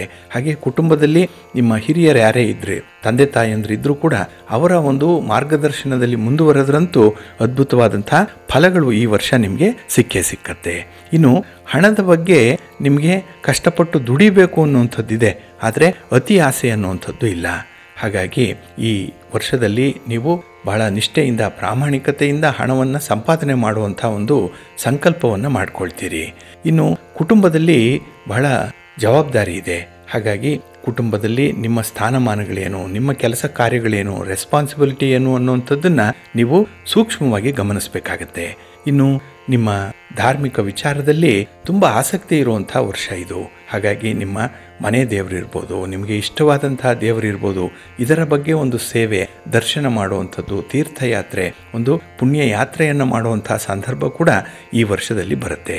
ಹಾಗೆ ಕೆಲವೊಮ್ಮೆ ನೋಡಿ, ಕುಟುಂಬದಲ್ಲಿ ಎಲ್ಲವೂ ಸರಿ ಇದ್ದಾಗ ಯಾವುದೋ ಒಂದು ಅಪಸ್ವರ ಬರುವಂಥದ್ದು ಇದೆ. ಇದು ಮನಸ್ಸಿಗೆ ಸ್ವಲ್ಪ ಬೇಸರವನ್ನು ತರಿಸುತ್ತೆ, ಆದರೆ ಅದನ್ನು ತಾಳ್ಮೆಯಿಂದ ಪರಿಹಾರ ಮಾಡಿಕೊಳ್ಳುವಂಥ ಒಂದು ಸಂದರ್ಭ ಈ ವರ್ಷದಲ್ಲಿ ಬರುತ್ತೆ. ಹಾಗಾಗಿ ಬಹಳ ಗುರುತರವಾದಂತಹ ಸಮಸ್ಯೆ ಬಂದಾಗ ಅದನ್ನು ನಿವಾರಣೆ ಮಾಡಿಕೊಳ್ಳುವಂಥದ್ದು ಕೂಡ ಇದೆ. ಇನ್ನು ಈ ವರ್ಷ ನಿಮ್ಮ ಆರೋಗ್ಯ ಚೆನ್ನಾಗಿದೆ, ಅದರಲ್ಲೂ ನಿಮ್ಮ ತಾಯಿಯವರ ಆರೋಗ್ಯದಲ್ಲಿ ಸ್ವಲ್ಪ ಚೇತರಿಕೆ ಅನ್ನುವಂಥದ್ದು ಇರುತ್ತೆ. ಇನ್ನು ಎಲ್ಲ ರೀತಿಯಿಂದಲೂ ಕೂಡ ವಿದ್ಯಾರ್ಥಿಗಳಿಗೆ ಲಾಭ ಇದೆ. ಇನ್ನು ವಿವಾಹ ಆಗಬೇಕು ಅನ್ನುವಂಥವ್ರಿಗೆ ವಿವಾಹ ಭಾಗ್ಯ ಇರುತ್ತೆ. ಜೊತೆಗೆ ಈ ವರ್ಷದಲ್ಲಿ ಉದ್ಯೋಗ ಬದಲಾವಣೆ ಆಗುವಂಥದ್ದು, ಹೊಸ ಉದ್ಯೋಗಕ್ಕೆ ಸೇರ್ಪಡೆ ಆಗುವಂಥದ್ದು, ಇನ್ನು ಬಹಳ ಪ್ರಯತ್ನ ಪಟ್ಟರೆ ನಿಮಗೆ ಸರ್ಕಾರಿ ಸೇವೆ ಸಿಕ್ಕುವಂಥದ್ದು ಕೂಡ ಇದೆ. ಇನ್ನು ಕೆಲವರು ವಿದೇಶದಲ್ಲಿದ್ದೀರಿ, ಅಂಥವ್ರಿಗೂ ಕೂಡ ಈ ವರ್ಷ ತುಂಬ ಯಶಸ್ಸು ಅನ್ನುವಂಥದ್ದು ಸಿಕ್ಕತ್ತೆ. ಆದರೆ ಸ್ವಲ್ಪ ಹಠದಲ್ಲೇ ನೀವು ಕೆಲಸಗಳನ್ನು ಮುಂದುವರಿಸಬೇಕಾಗತ್ತೆ. ಇನ್ನು ಈ ವರ್ಷ ಯಾವುದೇ ಒಂದು ವಿಚಾರದಲ್ಲಾಗಲಿ ದುಡುಕುತನವನ್ನು ತೋರಿಸಬೇಡಿ. ಆತುರಾತುರವಾಗಿ ನೀವು ಕೆಲಸವನ್ನು ಮಾಡುವಂಥದ್ದು, ತೀರ್ಮಾನವನ್ನು ತೆಗೆದುಕೊಳ್ಳುವಂಥದ್ದನ್ನು ಮಾಡಬೇಡಿ. ಸ್ವಲ್ಪ ತಾಳ್ಮೆ ಇರಲಿ. ಇನ್ನು ನಿಮ್ಮ ಸಂಗಾತಿ, ನಿಮ್ಮ ಪ್ರೀತಿ ಪಾತ್ರರ ವಿಶ್ವಾಸವನ್ನು ಬಹಳ ಚೆನ್ನಾಗಿ ನೀವು ಗಳಿಸ್ಕೊಳ್ತೀರಿ. ಹಾಗಾಗಿ ಪ್ರೀತಿಯ ಜೀವನ ಚೆನ್ನಾಗಿರುತ್ತೆ. ಕೆಲವರಿಗೆ ಪ್ರೇಮ ವಿವಾಹ ಆಗುವಂಥ ಸಂದರ್ಭ ಕೂಡ ಈ ವರ್ಷದಲ್ಲಿರುತ್ತೆ. ಹಾಗಾಗಿ ಈ ವರ್ಷ ನೀವು ಯಾವುದೇ ರೀತಿಯ ಪ್ರಯತ್ನಗಳನ್ನು ಮಾಡಿದ್ರೂ ಕೂಡ ಅದರಲ್ಲಿ ನಿಮ್ಮ ಆಸೆ, ನಿಮ್ಮ ಬಯಕೆ ವ್ಯಕ್ತವಾಗುತ್ತೆ. ಅದು ನಿಮ್ಮ ಮಾತಿನಿಂದಲೋ, ನಿಮ್ಮ ಬಾಡಿ ಲ್ಯಾಂಗ್ವೇಜಿಂದಲೋ ಅದು ಬೇರೆಯವರಿಗೆ ಅರ್ಥ ಆಗುವಂಥದ್ದು ಇದೆ. ಹಾಗಾಗಿ ನಿಮ್ಮ ಸ್ನೇಹಿತರ ಬಳಗ ಏನಿದೆ, ಅದು ಆ ಬಳಗ ನಿಮಗೆ ಒತ್ತಾಸೆಯಾಗಿ ನಿಲ್ಲುತ್ತೆ. ತುಂಬ ಸಪೋರ್ಟಿವ್ ಆಗಿರ್ತಾರೆ ಈ ವರ್ಷದಲ್ಲಿ. ಹಾಗಾಗಿ ನೀವು ಶ್ರದ್ಧೆಯಿಂದ ಮಾಡುವಂತಹ ಕೆಲಸ ಕಾರ್ಯಗಳೇನಿದೆ ಅದು ತುಂಬ ಯಶಸ್ಸನ್ನು ಗಳಿಸ್ಕೊಡುತ್ತೆ. ಆದರೆ ನೀರಿರೋ ಕಡೆಯಲ್ಲಿ ಯಾವುದೇ ರೀತಿಯ ಪ್ರವಾಸಕ್ಕೆ ಹೋಗುವಂಥದ್ದು, ಮೋಜು ಮಸ್ತಿ ಮಾಡುವಂಥದ್ದನ್ನು ಮಾತ್ರ ಮಾಡಬೇಡಿ. ಸ್ವಲ್ಪ ಎಚ್ಚರಿಕೆಯಿಂದ ಈ ವರ್ಷ ಇರಬೇಕಾಗತ್ತೆ. ಹಾಗೆ ಈ ವರ್ಷ ನೀವು ಹೆಚ್ಚು ರಾಮನಾಮ ಜಪವನ್ನು ಮಾಡಿ, ರಾಮಸ್ತೋತ್ರವನ್ನು ಹೇಳ್ಕೊಳ್ತಾ ಇರಿ. ಜೊತೆಗೆ ಆಂಜನೇಯನ ದರ್ಶನವನ್ನು ಕೂಡ ಮಾಡಿ. ಸಾಧ್ಯ ಆದಾಗಲೆಲ್ಲ ಶನಿವಾರದಂದು ನೀವು ಆಂಜನೇಯನ ದರ್ಶನ ಮಾಡಿ. ಅಲ್ಲಿ ಸಿಕ್ಕುವಂತಹ ಈ ಕೇಸರಿ ತಿಲಕವನ್ನು ನೀವು ಹಣೆಗೆ ಇಟ್ಕೊಂಡು ನಿಮ್ಮ ಪ್ರಯಾಣವನ್ನು ಮುಂದುವರಿಸಿ. ಯಾವುದೇ ರೀತಿಯ ಅಡ್ಡಿ ಆತಂಕಗಳಿರಲ್ಲ. ಹಾಗಾಗಿ ಈ ವರ್ಷ ನಿಮಗೆ ನಿಮ್ಮ ಮನೆ ದೇವರು ಒಳ್ಳೆಯದನ್ನು ಉಂಟು ಮಾಡಲಿ. ಒಳ್ಳೆಯದಾಗಲಿ. ಪ್ರೀತಿಯ ಬಂಧುಗಳೇ, ಇನ್ನು ಮುಂದೆ ದ್ವಾದಶ ರಾಶಿಯವರ ಗೋಚಾರ ಫಲಗಳು ಹೇಗಿವೆ ನೋಡೋಣ ಬನ್ನಿ. ಮೊದಲಿಗೆ ಮೇಷರಾಶಿ. ಮೇಷರಾಶಿಯವರಿಗೆ ಈ ದಿನ ಅಷ್ಟಮದಲ್ಲಿ ಚಂದ್ರ ಇರುವಂಥ ದಿನ. ಇಲ್ಲಿ ಅಷ್ಟಮ ಅಂತ ಹೇಳಿದ್ರೆ ದುಸ್ಥಾನ ಇದು. ಹಾಗಾಗಿನೇ ಈ ದಿನದಲ್ಲಿ ನೀವು ಕೈಗೊಳ್ಳುವಂಥ ಸ್ವಂತ ನಿರ್ಧಾರಗಳೇನಿದೆ ಅದು ಕೂಡ ಕೂಡಿ ಬರಲ್ಲ. ಅಂದರೆ ನಿಮ್ಮ ನಿರ್ಧಾರಗಳು, ನಿಮ್ಮ ಒಂದು ಡಿಸಿಷನ್ ಅನ್ನುವಂಥದ್ದು ಸ್ವಲ್ಪ ತಲೆ ಕೆಳಗಾಗುವಂಥ ಸಾಧ್ಯತೆಗಳು ಈ ದಿನ ಜಾಸ್ತಿ ಇರುತ್ತೆ. ಹಾಗೆ ಕೈಗೊಂಡ ಕೆಲಸ ಕಾರ್ಯಗಳು ಮುಂದಕ್ಕೆ ಸಾಗಲ್ಲ. ನಿಂತಲ್ಲೇ ಇರುವಂಥದ್ದು. ಹಾಗಾಗಿ ನಿಮ್ಮ ಪ್ರಯತ್ನಗಳು ಈ ದಿನ ನಷ್ಟವಾಗುವಂಥದ್ದು ಇದೆ. ಹಾಗಾಗಿ ನಿಮ್ಮ ಎನರ್ಜಿ ಈ ದಿನ ವ್ಯಯವಾಗುತ್ತೆ. ಹಣಕಾಸಿನ ವಿಚಾರದಲ್ಲೂ ಕೂಡ ಸ್ವಲ್ಪ ಹಿನ್ನಡೆಯನ್ನು ಅನುಭವಿಸ್ತೀರಿ. ಹಾಗಾಗಿ ವ್ಯವಹಾರಗಳು ಸುಗಮವಾಗಿ ಸಾಗಿದ್ರೂ ಕೂಡ ಲಾಭದ ಅಂಶ ಕಡಿಮೆ ಇರುತ್ತೆ. ಇನ್ನು ಉದ್ಯೋಗ ಕ್ಷೇತ್ರದಲ್ಲಿ ನಿಮಗೆ ಹೆಚ್ಚುವರಿ ಜವಾಬ್ದಾರಿಗಳು ಬರುವಂಥದ್ದು ಇದೆ. ಈ ಅಡಿಷನಲ್ ರೆಸ್ಪಾನ್ಸಿಬಿಲಿಟಿ ಬಂದಾಗಲೇ ಮನಸ್ಸಿಗೆ ಒಂದು ರೀತಿಯಲ್ಲಿ ಒತ್ತಡ. ಇನ್ನು ಸಹೋದ್ಯೋಗಿಗಳ ಜೊತೆಯಲ್ಲೂ ಕೂಡ ಈ ದಿನ ಸಣ್ಣ ಪುಟ್ಟ ವಿಚಾರಗಳಿಗೆ ಕಿರಿಕಿರಿ ಆಗುವಂಥದ್ದು ಇರುತ್ತೆ. ಒಟ್ಟಾರೆ ನೀವು ಯಾವುದೇ ಕೆಲಸ ಮಾಡಿ, ಯಾವುದೇ ಚಟುವಟಿಕೆಯಲ್ಲಿ ನೀವು ತೊಡಗಿಸ್ಕೊಂಡ್ರೂ ಕೂಡ ಅದರಲ್ಲಿ ಸಮಾಧಾನ ಅನ್ನುವಂಥದ್ದು ಇರಲ್ಲ. ಹಾಗೆ ಈ ದಿನ ನಿಮಗೆ ಸಾಕಷ್ಟು ವಿಶ್ರಾಂತಿ ಇರಲ್ಲ. ಆದ್ದರಿಂದಲೇ ಈ ಆರೋಗ್ಯ ಸಮಸ್ಯೆ ಅನ್ನುವಂಥದ್ದು ಕೂಡ ನಿಮ್ಮನ್ನು ಕಾಡುತ್ತೆ. ಇನ್ನು ಕುಟುಂಬದಲ್ಲಿ ಕೆಲವೊಂದು ವಿಚಾರಗಳಲ್ಲಿ ಭಿನ್ನಾಭಿಪ್ರಾಯಗಳು ಬರುವಂಥದ್ದು ಇದೆ. ಹಾಗೆ ಈ ಸಣ್ಣ ಮಟ್ಟದಲ್ಲಿ ಆರಂಭ ಆಗುವಂಥ ಭಿನ್ನಾಭಿಪ್ರಾಯ ದೊಡ್ಡದಾಗುವಂಥದ್ದು ಇರುತ್ತೆ. ಹಾಗಾಗಿ ಒಂದು ಸಣ್ಣ ಮಾತು ಒಂದು ದೊಡ್ಡ ಕದನಕ್ಕೆ ಕಾರಣವಾಗುವಂಥದ್ದಾಗತ್ತೆ. ಹಾಗಾಗಿ ಸ್ವಲ್ಪ ಮೌನದಿಂದ ಇರುವಂಥದ್ದು ಬಹಳ ಉತ್ತಮ. ಇನ್ನು ಯಾವುದೇ ರೀತಿಯ ಹೊಸ ಸಾಲದ ಪ್ರಯತ್ನಗಳನ್ನು ಈ ದಿನ ಮಾಡಬೇಡಿ. ಹಣಕಾಸಿನ ವ್ಯವಹಾರಗಳಲ್ಲಿ ಸ್ವಲ್ಪ ತಟಸ್ಥರಾಗಿದ್ಬಿಡಿ. ಇನ್ನು ದೂರದ ಪ್ರಯಾಣ ಮಾಡುವಂಥವರು ಈ ದಿನ ಆದಷ್ಟು ಪ್ರಯಾಣವನ್ನು ಮುಂದಕ್ಕೆ ಹಾಕುವಂಥದ್ದು ತುಂಬ ಉತ್ತಮ. ಏಕೆಂದರೆ ಪ್ರಯಾಣ ನಿಮಗೆ ಅಷ್ಟೊಂದು ಅನುಕೂಲವನ್ನು ತರಲ್ಲ. ಹಾಗೆ ಈ ದಿನ ನೀವು ಗಣಪತಿಯನ್ನು ಆರಾಧನೆ ಮಾಡೋದ್ರಿಂದ, ಗಣಪತಿಯ ಸ್ತೋತ್ರವನ್ನು ಹೇಳ್ಕೊಳ್ಳೋದ್ರಿಂದ ಒಳ್ಳೆಯ ಲಾಭ ಇದೆ. ನಿಮ್ಮ ಅದೃಷ್ಟದ ಬಣ್ಣ ಗುಲಾಬಿ, ಅದೃಷ್ಟದ ದಿಕ್ಕು ಈಶಾನ್ಯ ದಿಕ್ಕು, ಅದೃಷ್ಟ ಸಂಖ್ಯೆ 3. ವೃಷಭ ರಾಶಿಯವರಿಗೆ ಈ ದಿನ ಸಂತೋಷದ ದಿನ. ಚಂದ್ರ ಕಳತ್ರ ಸ್ಥಾನದಲ್ಲಿದ್ದಾನೆ. ಅದರಲ್ಲೂ 7ನೇ ಮನೆಯಲ್ಲಿ ಚಂದ್ರ ಇದ್ದಾಗ ಕುಟುಂಬದಲ್ಲಿ ಒಂದು ರೀತಿಯಲ್ಲಿ ನೆಮ್ಮದಿ ಇರುತ್ತೆ, ಸಂತೋಷ ಇದೆ, ಪರಸ್ಪರ ಒಂದು ಅಂಡರ್ಸ್ಟ್ಯಾಂಡಿಂಗ್ ಅನ್ನುವಂಥದ್ದು ಬಹಳ ಚೆನ್ನಾಗಿದೆ. ಹಾಗೆ ನಿಮ್ಮ ವ್ಯವಹಾರದಲ್ಲಿ ನಿರೀಕ್ಷಿತ ಪ್ರಗತಿ ಉಂಟಾಗುವಂಥದ್ದು ಇದೆ, ಲಾಭ ಚೆನ್ನಾಗಿದೆ. ಹಾಗಾಗಿ ಈ ದಿನ ವ್ಯಾಪಾರ ವಿಸ್ತರಣೆಯ ಒಂದು ಆಲೋಚನೆ ಕೂಡ ಮನಸ್ಸಿಗೆ ಬರುತ್ತೆ. ಇಲ್ಲ ಉದ್ಯೋಗ ಮಾಡ್ತಾ ಇರುವಂಥವ್ರಿಗೆ ಈ ದಿನ ಉದ್ಯೋಗದಲ್ಲಿ ಹೇಗೆ ಪ್ರಗತಿಯನ್ನು ಕಾಣಬೇಕು, ಇರುವಂಥ ಉದ್ಯೋಗವನ್ನು ಬದಲಾವಣೆ ಹೇಗೆ ಮಾಡಬೇಕು ಅನ್ನುವಂಥ ಆಲೋಚನೆಗಳು ಕೂಡ ಈ ದಿನ ಬರುತ್ತೆ. ಒಟ್ಟಾರೆ ನಿಮ್ಮ ಯಾವುದೇ ರೀತಿಯ ಆಲೋಚನೆ, ನಿಮ್ಮ ಯೋಜನೆ ಎಲ್ಲವೂ ಕೂಡ ಕಾರ್ಯರೂಪಕ್ಕೆ ಬರುತ್ತೆ. ಹಾಗೆ ಕೈಗೊಂಡಂಥ ಕೆಲಸ ಕಾರ್ಯಗಳಲ್ಲಿ ಸ್ವಲ್ಪ ಪರಿಶ್ರಮ ಇದೆ, ಸ್ವಲ್ಪ ಕಷ್ಟಪಡಬೇಕು, ಆದರೆ ಒಳ್ಳೆಯ ಫಲ ಅನ್ನುವಂಥದ್ದು ಕೂಡ ಇದ್ದೇ ಇರುತ್ತೆ. ಹಾಗಾಗಿ ಈ ದಿನ ನೀವು ಮಾಡುವಂಥ ಪ್ರಯತ್ನದಲ್ಲಿ ಉತ್ತಮವಾದಂತಹ ಒಂದು ಸ್ಥಾನಮಾನ ಸಿಕ್ಕತ್ತೆ, ಮನಸ್ಸಿಗೆ ನೆಮ್ಮದಿ ಇರುತ್ತೆ. ಹಾಗೆ ಈ ದಿನ ಹೊಸ ವಸ್ತ್ರವನ್ನು, ಹೊಸ ಆಭರಣವನ್ನು ಅಥವಾ ಹೊಸ ಯಂತ್ರವನ್ನು ಖರೀದಿ ಮಾಡುವಂಥದ್ದು ಇದೆ. ಒಟ್ಟಾರೆ ಈ ದಿನ ನಿಮಗೆ ಹೊಸತು ಸಿಕ್ಕತ್ತೆ. ಹಾಗೆ ಈ ದಿನ ನಿಮಗೆ ಯಾವುದೇ ಒಂದು ಕೆಲಸದಲ್ಲಿ ಅಥವಾ ಯಾವುದೇ ವ್ಯಕ್ತಿಯಿಂದ ತೊಂದರೆಗಳಾಗ್ತಾ ಇದೆ, ಸಮಸ್ಯೆಗಳಾಗ್ತಾ ಇದೆ ಅಂತ ಹೇಳಿದ್ರೆ ಅದರಿಂದ ಮುಕ್ತಿಯನ್ನು ಪಡ್ಕೊಳ್ಳಿಕ್ಕೆ ಒಳ್ಳೆಯ ಅವಕಾಶ ಈ ದಿನ ಇದೆ. ಅಂದರೆ ಆ ಸಮಸ್ಯೆ ತಾನಾಗಿ ನಿವಾರಣೆಯಾಗುವಂಥದ್ದು ಇದೆ. ಹಾಗೆ ಈ ದಿನ ನಿಮ್ಮ ಜೀವನದಲ್ಲಿ ಒಂದು ಹೊಸ ಉಪಕ್ರಮವನ್ನು ಅನುಸರಣೆ ಮಾಡುವಂಥದ್ದು ಇದೆ. ಏನೋ ಒಂದು ರೆಸಲ್ಯೂಷನ್ನು, ಏನೋ ಒಂದು ಬದಲಾವಣೆ ಅನ್ನುವಂಥದ್ದನ್ನು ಈ ದಿನದಿಂದ ಅಳವಡಿಸ್ಕೊಳ್ತೀರಿ. ಹಾಗೆ ಕೆಲವು ವ್ಯವಹಾರಗಳಲ್ಲಿ ನಿಮ್ಮ ಆಲೋಚನೆಗಳು ಯಾವುದೇ ಇದ್ದರೂ ಕೂಡ ಅದನ್ನು ಕಾರ್ಯರೂಪಕ್ಕೆ ತರ್ತೀರಿ. ಅಂಥ ಒಂದು ದಿಟ್ಟತನ ನಿಮ್ಮಲ್ಲಿದೆ, ಅಂಥ ಒಂದು ಸಾಮರ್ಥ್ಯ ಇದೆ. ಹಾಗೆ ಆ ಬುದ್ಧಿವಂತಿಕೆ ಕೂಡ ಈ ದಿನ ವಿಶೇಷವಾಗಿ ನಿಮಗೆ ಪ್ರದರ್ಶನವಾಗುತ್ತೆ. ನಿಮ್ಮ ಮನೆ ದೇವರನ್ನು ಸ್ಮರಣೆ ಮಾಡ್ತಾಯಿರಿ, ಭಕ್ತಿಯಿಂದ ಸುಬ್ರಹ್ಮಣ್ಯ ಸ್ತೋತ್ರವನ್ನು ಹೇಳ್ಕೊಳ್ಳಿ. ಈ ದಿನ ಒಳ್ಳೆಯದಾಗತ್ತೆ. ನಿಮ್ಮ ಅದೃಷ್ಟದ ಬಣ್ಣ ಕೆಂಪು, ಅದೃಷ್ಟದ ದಿಕ್ಕು ಉತ್ತರ ದಿಕ್ಕು, ಅದೃಷ್ಟ ಸಂಖ್ಯೆ 1. ಮಿಥುನ ರಾಶಿಯವರಿಗೆ ಈ ದಿನ ಶತ್ರುಸ್ಥಾನದಲ್ಲಿ ಚಂದ್ರ ಇರುವಂತಹ ದಿನ. ಹಾಗಾಗಿ ಈ ದಿನ ನಿಮ್ಮ ಮನಸ್ಸಿನ ಒಳಗಿರುವಂಥ ಶಸ್ತ್ರಗಳು, ಮನಸ್ಸಿನ ಹೊರಗೆ ಇರುವಂಥ ಶತ್ರುಗಳನ್ನು ಬಹಳ ವಿಶೇಷವಾಗಿ ಗೆಲ್ತೀರಿ. ಹಾಗಾಗಿ ಈ ದಿನ ನಿಮಗೆ ಗೆಲುವಿನ ದಿನ. ಇನ್ನು ಸ್ಥಿರಾಸ್ತಿ ಖರೀದಿ ಪ್ರಯತ್ನಗಳಿದ್ದರೆ ಅಥವಾ ನಿಮ್ಮ ಆಸ್ತಿಯಲ್ಲಿ ಯಾವುದೇ ರೀತಿಯ ಬದಲಾವಣೆಗಳಾಗಬೇಕು, ಮನೆ ಕಟ್ಟಬೇಕು, ಸೈಟನ್ನು ಖರೀದಿ ಮಾಡಬೇಕು, ಅಥವಾ ಈ ಮನೆಯಲ್ಲೇ ಕೆಲವು ಸಣ್ಣ ಪುಟ್ಟ ದುರಸ್ತಿಗಳಾಗಬೇಕು ಅನ್ನುವಂಥ ವಿಚಾರಗಳೇನೇ ಇದ್ದರೂ ಅದು ಕಾರ್ಯರೂಪಕ್ಕೆ ಬರುತ್ತೆ. ಒಟ್ಟಾರೆ ನಿಮ್ಮ ಪ್ರಯತ್ನಗಳು ಒಳ್ಳೆಯ ಫಲವನ್ನು ನೀಡುತ್ತೆ. ಹಾಗೆ ಈ ದಿನ ದೂರದ ಸಂಬಂಧಿಕರಿಂದ ಶುಭ ಸುದ್ದಿಯನ್ನು ಕೇಳುವಂಥದ್ದು ಕೂಡ ಇದೆ. ಬಹಳ ದಿನಗಳಿಂದ ನಿರೀಕ್ಷೆ ಮಾಡ್ತಾ ಇರುವಂಥ ಒಂದು ಸುದ್ದಿ ಈ ದಿನ ನಿಮಗೆ ಸಿಕ್ಕಬಹುದು. ಹಾಗೆ ಈ ದಿನ ವ್ಯಾಪಾರದಲ್ಲಿ, ನಿಮ್ಮ ಉದ್ಯೋಗದಲ್ಲಿ ತುಂಬ ಉತ್ಸಾಹ ಇದೆ, ಎನರ್ಜಿ ಲೆವೆಲ್ ಬಹಳ ಚೆನ್ನಾಗಿದೆ ಈ ದಿನದಲ್ಲಿ. ಹಾಗಾಗಿನೇ ಈ ದಿನ ಬಹಳ ಕಷ್ಟಪಟ್ಟು ಕೆಲಸ ಮಾಡ್ತೀರಿ, ಅದರಲ್ಲೂ ಎಕ್ಸ್ಟ್ರಾ ಕೆಲಸ ಮಾಡಿ ಬೇರೆಯವರ ಮೆಚ್ಚುಗೆಯನ್ನು ಗಳಿಸ್ಕೊಳ್ಳುವಂಥದ್ದು ಕೂಡ ಈ ದಿನ ಇದೆ. ಹಾಗೆ ಈ ದಿನ ಮನರಂಜನಾ ಒಂದು ಚಟುವಟಿಕೆಗಳಿಗೆ ವಿಶೇಷವಾದಂಥ ಒಂದು ಮಾನ್ಯತೆಯನ್ನು ಕೊಡ್ತೀರಿ, ಪ್ರಿಯಾರಿಟಿ ಇದೆ. ಹಾಗಾಗಿ ಮನಸ್ಸಿಗೆ ನೆಮ್ಮದಿ ಇರಬೇಕು, ಶಾಂತಿ ಇರಬೇಕು ಅನ್ನುವಂಥ ವಿಚಾರಗಳೇನಿದೆ, ಅದಕ್ಕೆ ಬೇಕಾದಂಥ ಕೆಲವು ಉಪಕ್ರಮಗಳನ್ನು ಅನುಸರಣೆ ಮಾಡುವಂಥದ್ದು ಈ ದಿನ ಇರುತ್ತೆ. ಹಾಗೆ ಈ ದಿನ ನಿಮ್ಮ ಸ್ನೇಹಿತರು ಕೊಡುವಂಥ ಒಂದು ಆಹ್ವಾನವನ್ನು ಸ್ವೀಕಾರ ಮಾಡ್ತೀರಿ. ಇದು ಸ್ವಲ್ಪ ಚಾಲೆಂಜಿಂಗ್ ಆಗಿದ್ದರೂ ಕೂಡ ನಿಮ್ಮ ಒಂದು ಮರ್ಯಾದೆಯನ್ನು ಅಥವಾ ನಿಮ್ಮ ಸ್ನೇಹಿತರ ಮಟ್ಟದಲ್ಲಿ ನೀವು ಗಳಿಸ್ಕೊಂಡಿರುವಂಥ ಒಂದು ಸ್ಥಾನಮಾನವನ್ನು ಉಳಿಸ್ಕೊಳ್ಳಿಕ್ಕಾಗಿ ಇಂಥ ಒಂದು ಸ್ಪರ್ಧೆಯಲ್ಲಿ ಭಾಗವಹಿಸುವಂಥದ್ದು ಕೂಡ ಇದೆ.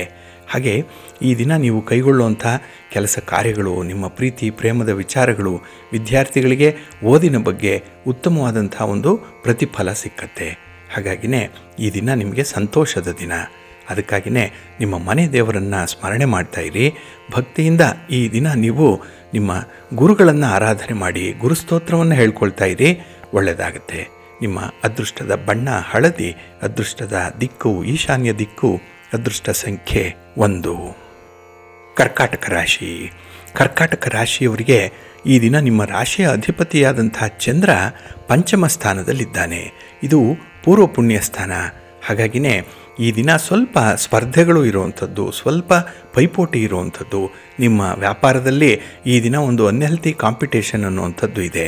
ಇನ್ನು ಉದ್ಯೋಗ ಮಾಡ್ತಾ ಇದ್ದರೆ ಅಲ್ಲೂ ಕೂಡ ನಿಮ್ಮ ಸಹೋದ್ಯೋಗಿಗಳ ಕೈಚಳಕದಿಂದ ಈ ದಿನ ನೀವು ಒಂದು ವಿಶೇಷವಾದಂಥ ಸನ್ನಿವೇಶವನ್ನು ಎದುರಿಸಬೇಕಾಗತ್ತೆ. ಹಾಗಾಗಿನೇ ತುಂಬ ಚಾಲೆಂಜಸ್ ಇರುವಂಥ ದಿನ ಇದು. ಇದು ನಿಮ್ಮ ಮನಸ್ಸಿಗೆ ಸ್ವಲ್ಪ ಬೇಸರವನ್ನು ತರಿಸುತ್ತೆ, ಎಲ್ಲೋ ಒಂದು ಕಡೆ ನಿರಾಸೆ ಕೂಡ ಉಂಟಾಗುವಂಥದ್ದು. ಎಷ್ಟೇ ಒಳ್ಳೆಯ ಕೆಲಸವನ್ನು ಮಾಡ್ತಾ ಇದ್ದರೂ ಅಪವಾದಗಳು ಬರ್ತಾನೆ ಇದೆಯಲ್ಲ ಅನ್ನುವಂಥ ಒಂದು ಚಿಂತೆ ಮನಸ್ಸಿಗೆ ನಿಮಗೆ ಬರುವಂಥದ್ದು ಇದೆ.